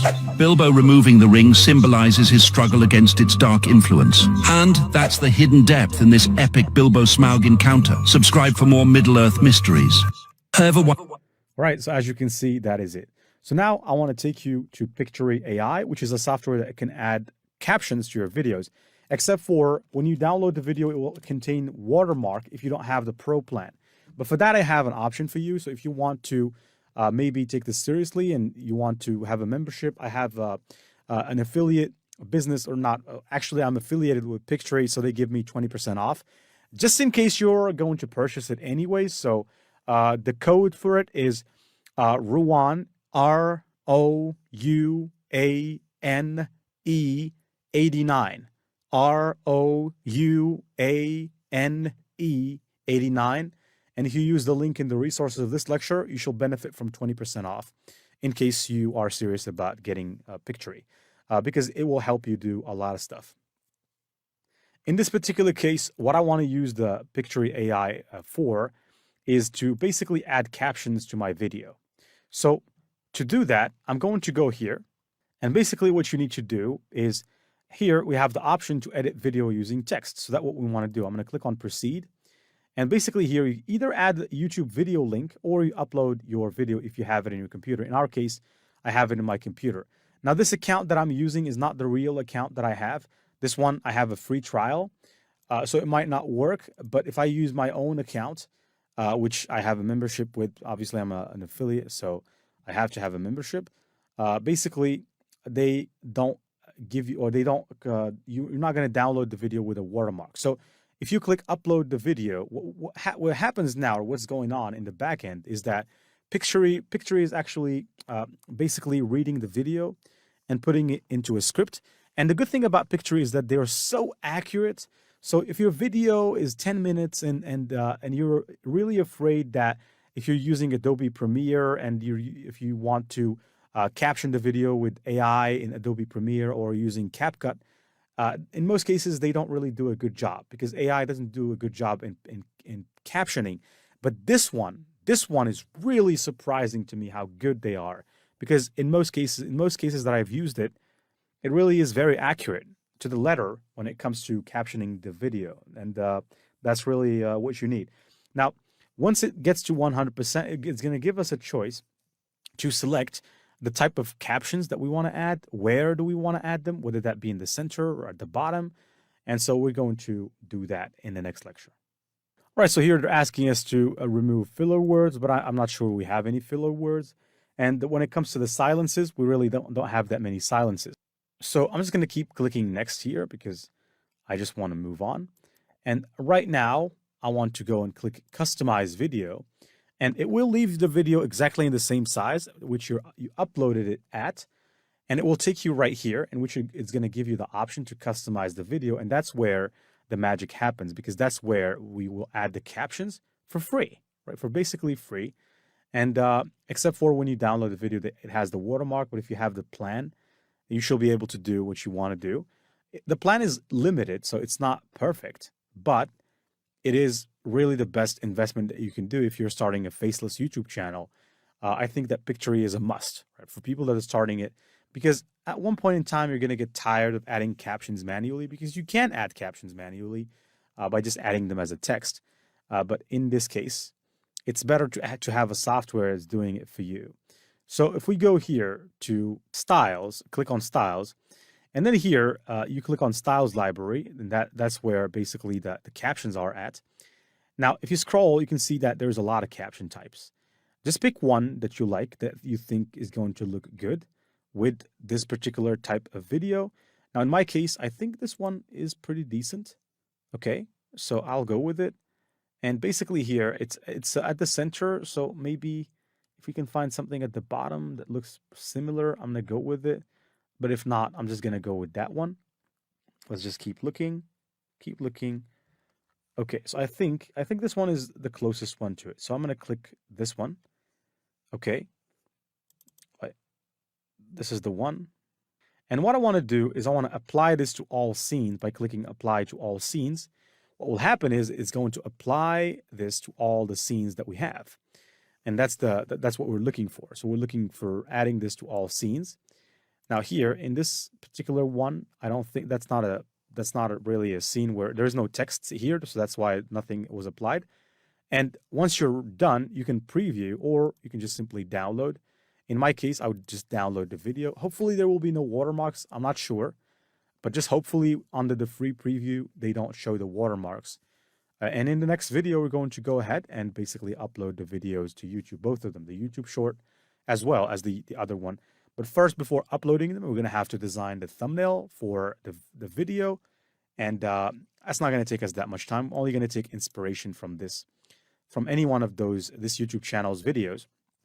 And we're going to add Sauron's picture, the one that we generated via AI. I think that would do well. So if we go here, you can see Sauron the Necromancer and all that stuff. What we're going to do something quite similar. And I'm going to show you how to do that in the next lecture.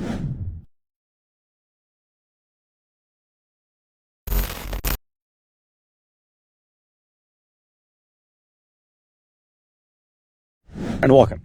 Now, as Pictory is generating the thumbnail or generating the captions for the video, we're going to go ahead and take this opportunity to generate the thumbnail. For that, I'm going to use one image from these Sauron images that we generated using Leonardo. I'm going to go to create a design, and then here, select YouTube thumbnail template on Canva, and then basically just upload the image of Sauron. That's the first part that we're going to do. There you go. Now I'm just going to drag this and drop it. There it is. Now we will have the Sauron picture. There it is. So now in order to make this a lot better, I'm going to go to Elements and I'm going to look for lava. Okay, I'm going to look for lava. And then if we go to Photos, I'm pretty sure we can find some pretty interesting images of lava. I think this one is pretty good. I'm going to set the image as background, but click the image first and then make it a little bit, not this image. I'm going to take this image and I'm going to reduce the transparency of it so that we can see through the lava. And now we have an image of Sauron and melting. It looks like he's basically inside of the lava. Now let's move it aside like this, making sure it appears quite well. And then basically what I'm going to do is I'm going to just do slightly like this. And then I'm going to take this image exactly as it is, duplicate it, duplicate one on top of the other, make sure this is exactly juxtaposed. All right, so let me do one thing. I'm going to click this one here, make sure it's exactly the same frame, select them both. Okay, so I think this one needs to go down a little bit. And I can select them both now and then place them here. And what I will do with the second image that's on top of the other, I'm going to increase its transparency and click on that image. And basically, I want to edit the image and remove the background from it so that I can keep Sauron looking sharp, but the background of him looks like a volcano. So let me click Background Remover. This is just a tactic of putting an image on top of an image. You don't have to do this. I'm doing this because I'm pretty much advanced with Canva. So, and you don't have to do this again, like I said. So this is the image. If I click Apply, right now, as you can see, we only have one part that has Sauron and the other part has Sauron, but it's basically Sauron. But we have to click it as well and reduce its transparency like this a little bit more, and then we can put the Sauron right now. Let's go back. Now I can lock it, and then let's put this image of Sauron. Okay, so this is messed up. Let me just unlock, and then click Select, and put it where it's supposed to be. Make sure it's exactly right where it is, and then lock Sauron right now. Now we can probably add another effect. So if we click Edit the Image, I can go to Shadows, add some shadows here. I can add a golden effect to the glow effect of Sauron. So if I go here to the image, I can click the color and I can go for maybe this type of yellowy color. I can add it. I can increase the blur, increase the transparency, increase the size. As you can see, it's pretty good. And apply. Hopefully the image will grow back to its original size. It didn't, so I'm going to have to grow it myself. Like this, slightly, ever so slightly. And it's still not entirely where it's supposed to be. So let me place this here, like this, a little bit more. And then let's just continue growing it, right, like that. Okay, like this. I think I need to grow it a little bit more to fit. All right, now it fits. Just place it like this, and then lock the position. So now we have Sauron, we have that stuff. Now let's go back to Elements or Uploads, and I think I'm going to have the ring right here. So I'm going to go and take a picture of the ring, and ideally it should be a picture of the real ring. This one here, and I'm going to edit the image of the ring, remove the background of the image, and then put the ring as if he's cooking it on top of something. So that would look pretty interesting. Let's just crop it while it is doing its job. Let's do like this, like this, like this. Increase or decrease the size. Place the ring here. Rotate it slightly like this. And then what I'm intending to do is apply first, edit the image of the ring, add some contrast, add some light to it, and add some saturation. There you go. Now I can lock the position. Now let me go here. I'm going to go here and look for a frame. And I would like to take this circular frame, grow it, make it bigger. And then what we're looking to do with this is basically perhaps position it like this one. Okay, I think I need to crop it from this side. All right, doesn't work. Okay, so let me try pick another frame. All right, so I'm going to go with this frame, as weird as it sounds, but I'm going to go with it because it gives this particular effect. Especially if I make it bigger, it gives this effect that I want from the side. I think that's what I want, so I want to put it like this. And then what I want to do, I'm going to lock the position of it, and then go and find an image of golden mine or something like that. Click on photos, and right here, or golden nuggets, golden stuff.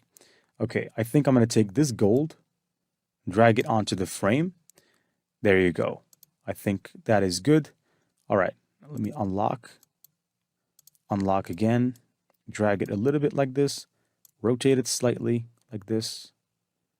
And I think that's pretty good. As weird as it might sound, but I think that's pretty good. Now let me lock it again. So now I'm going to go ahead and grab the font that we have used here. So if I take this, now let me just unclick, click again, copy, come back here to the thumbnail, paste this. Ringside tails.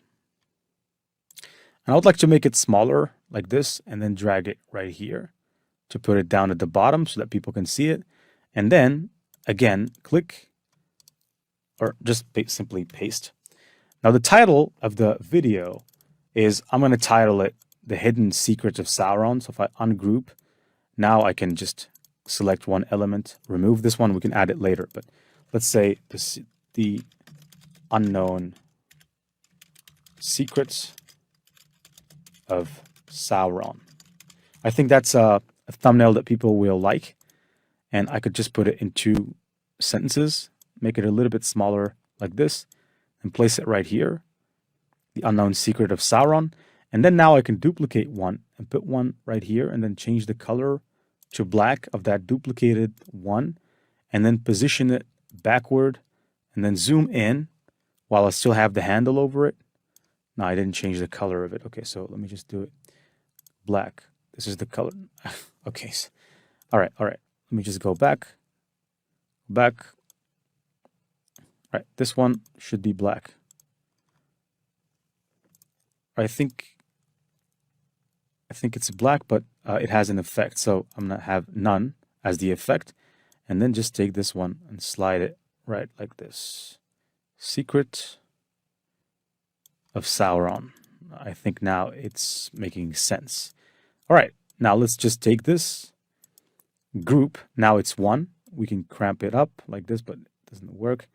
Let's just leave it as it is. The unknown secret of Sauron, probably if we place it right on the top of the eyes. But apart from that, I think this is a pretty good YouTube thumbnail. Let's go ahead and download this as a YouTube thumbnail. YouTube thumbnail.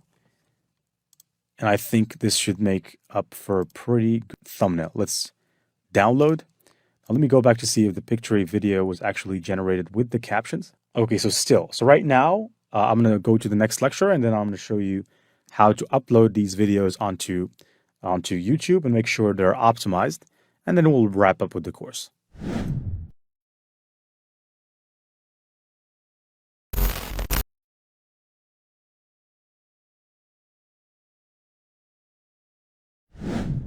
Hello there and welcome into this course. Now in this lecture, I'm going to show you just a little bit of what Pictory, or the good job that Pictory does when it comes to captioning the video, except for, as you can see right here, it has added a watermark that says video made with Pictory AI, but that's not a problem.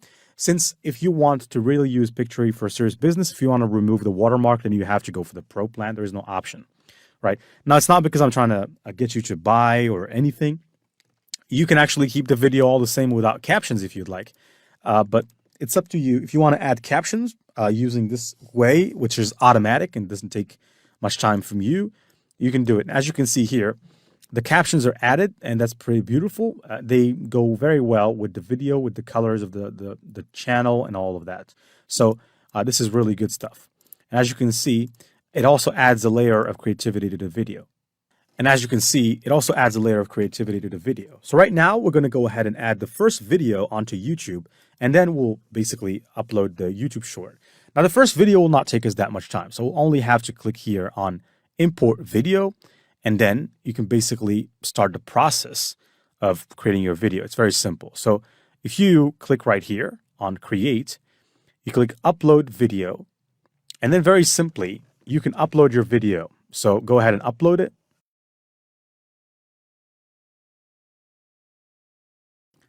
Now the video is getting uploaded. Now we can go back to ChatGPT. And since ChatGPT knows what the video that we're going to create is about, we can just simply ask it, generate a title for the YouTube video, a description, and some tags to get it viral. Now, because it knows, because we are on the same chat in which we asked it to generate basically this particular script for the video. So it knows what video we're creating and what it is about. So it's going to give us a title. So the title is Unveiling the Dark Mystery, Sauron and the One Ring's Hidden Power. That's a good title. So I'm going to add it here, except for let's just remove the first brackets. And then we'll go back to ChatGPT to take the description, which is basically just a description. So, and also let's just go ahead and take the tags as well and place them in the description. And then we're going to ask it to generate some tags that we will place right at the bottom as well. Now here, let's just remove this part that says tags. And then we'll go back to ChatGPT and ask it, write tags in one line, and they should be separated with a comma, and they should be keywords that most people or most fans of the Lord of the Rings would use to search for our channel. Now, if I hit the enter button right now, it's going to proceed by basically writing the tags that we desire. And now here, I'm going to pause. I'm going to say, don't add a hashtag. Just write the tag purely without the hashtag. Okay, so I just mistakenly didn't write the hashtag correctly there, but right now, as you can see, it has basically understood what I said and it wrote everything. So I'm going to say, write more, and please, these hashtags are people's keywords, and the keywords should be separate. Right. So sometimes ChatGPT can be quite dumb, I would say, but you have to continuously prompt it to refine its answer. So here, as you can see, Lord of the Rings, Lothar, Middle Earth, Sauron, the Ring. All right, this is better, much better. Okay, and these keywords are really good because most people are actually looking for those things. So if I scroll down here, the YouTube thumbnail, let's upload the YouTube thumbnail by clicking here, gain access to use the feature. Now close. I'm going to click upload. All right, so it seems that until I verify my channel, I would not be able to add the thumbnail, but it's not a problem. I could do that later. So make sure you verify your channels first by adding your phone numbers and stuff.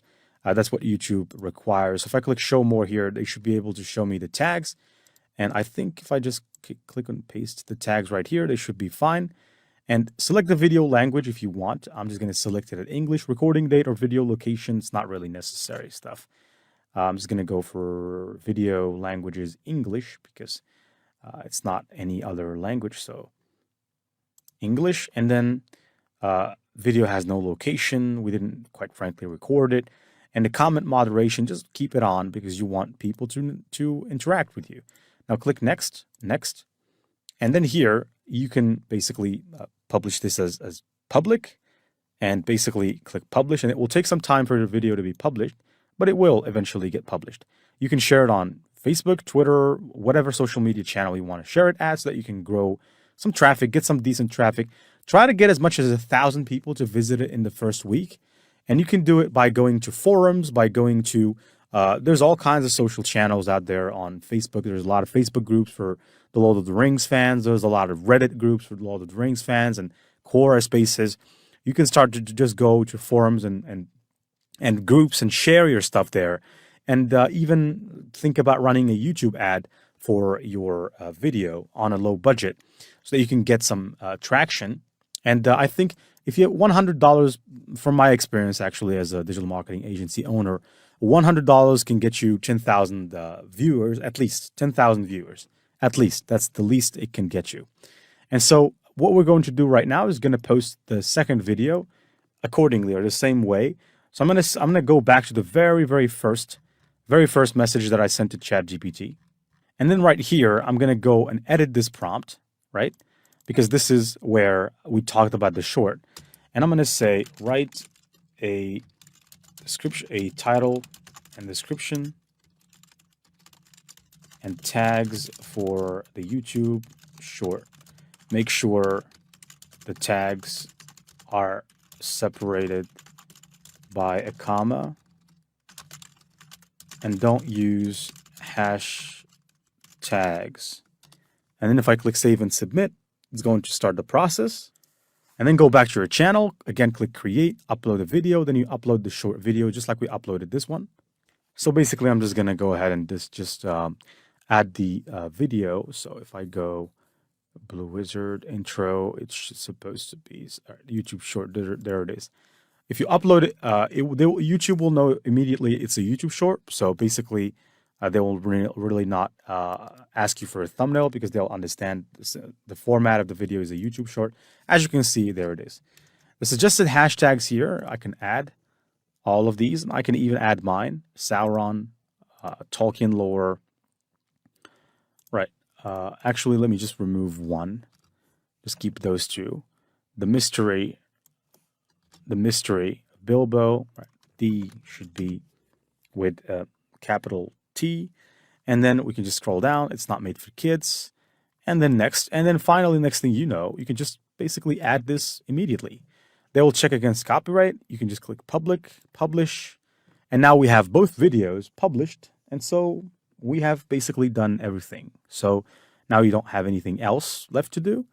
Go ahead and make sure you create some more videos. You can also share your feedback with us and let us know if you have created the channel. Obviously, this is the purpose of this course, is to get you to create a channel that you can later on, after working on it, maybe for 1, 2, 3 months working hard on it, you can monetize it. And trust me, these channels really do get some traffic. It will take time for you to build these channels up, but the whole concept of YouTube automation is a very possible business model, and you can absolutely do it if you're committed. And if you at least publish 1 or 2 videos a day, quality videos that are done, you do your research really, really well. You invest your time in going into social channels and interacting with people, getting people into your link to watch your video, even go as far as investing into some ads on low budget. Like I said, with $100, you can easily get 10,000 viewers on YouTube. You can easily do that. And it doesn't take more than 1 hour to set the ad. Now, some people might do it for $200, but those people, they just don't know how to target the right way. But according to my experience, I can definitely, and I did it as many times as you can imagine. I did it many times that I'm confident that with $100, you can get 10,000 views for a video on YouTube. So that's that. I'll part from you. This is the end of this particular course, and I hope that you've enjoyed it. Ask all your questions in the Q&A section. You can also message us directly, and we're wishing you the best at Passive Income Gen Z and signing out.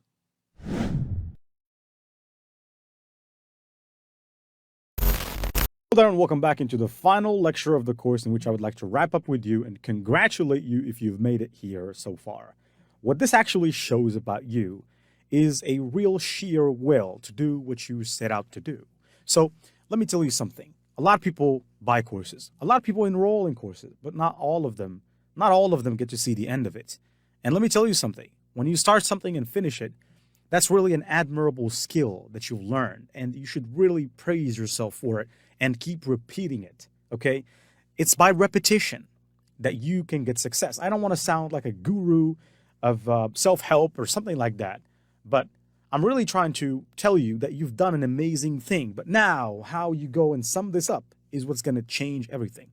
You basically crown every effort that you've made so far in this course by going out there and creating your YouTube channel, making me proud, making us proud at Passive Income Gen Z. When we see that you are out there, you've created your channel and you've set it up, and we will be happy if you share your work with us. That actually makes us happy. When we see other people successful, it really makes us happy. When we see that the content that we create actually changes lives and changes people, makes them do something. And trust me, this niche is really amazing. And it will be very good for you if you give it the consistency. And guess what? You can actually do this as a part-time thing. You don't have to do this 24 hours. You can do it 1 hour a day, create 2 videos or 1 video a day and just publish it there and market it. Have fun with it. And the good thing is that there is a lot of fans for such channels, for such topics. There's an unlimited amount of things that you can do. And I trust you to take the knowledge here, go ahead and apply it at scale. Passive Income Gen Z wishing you the best and signing out.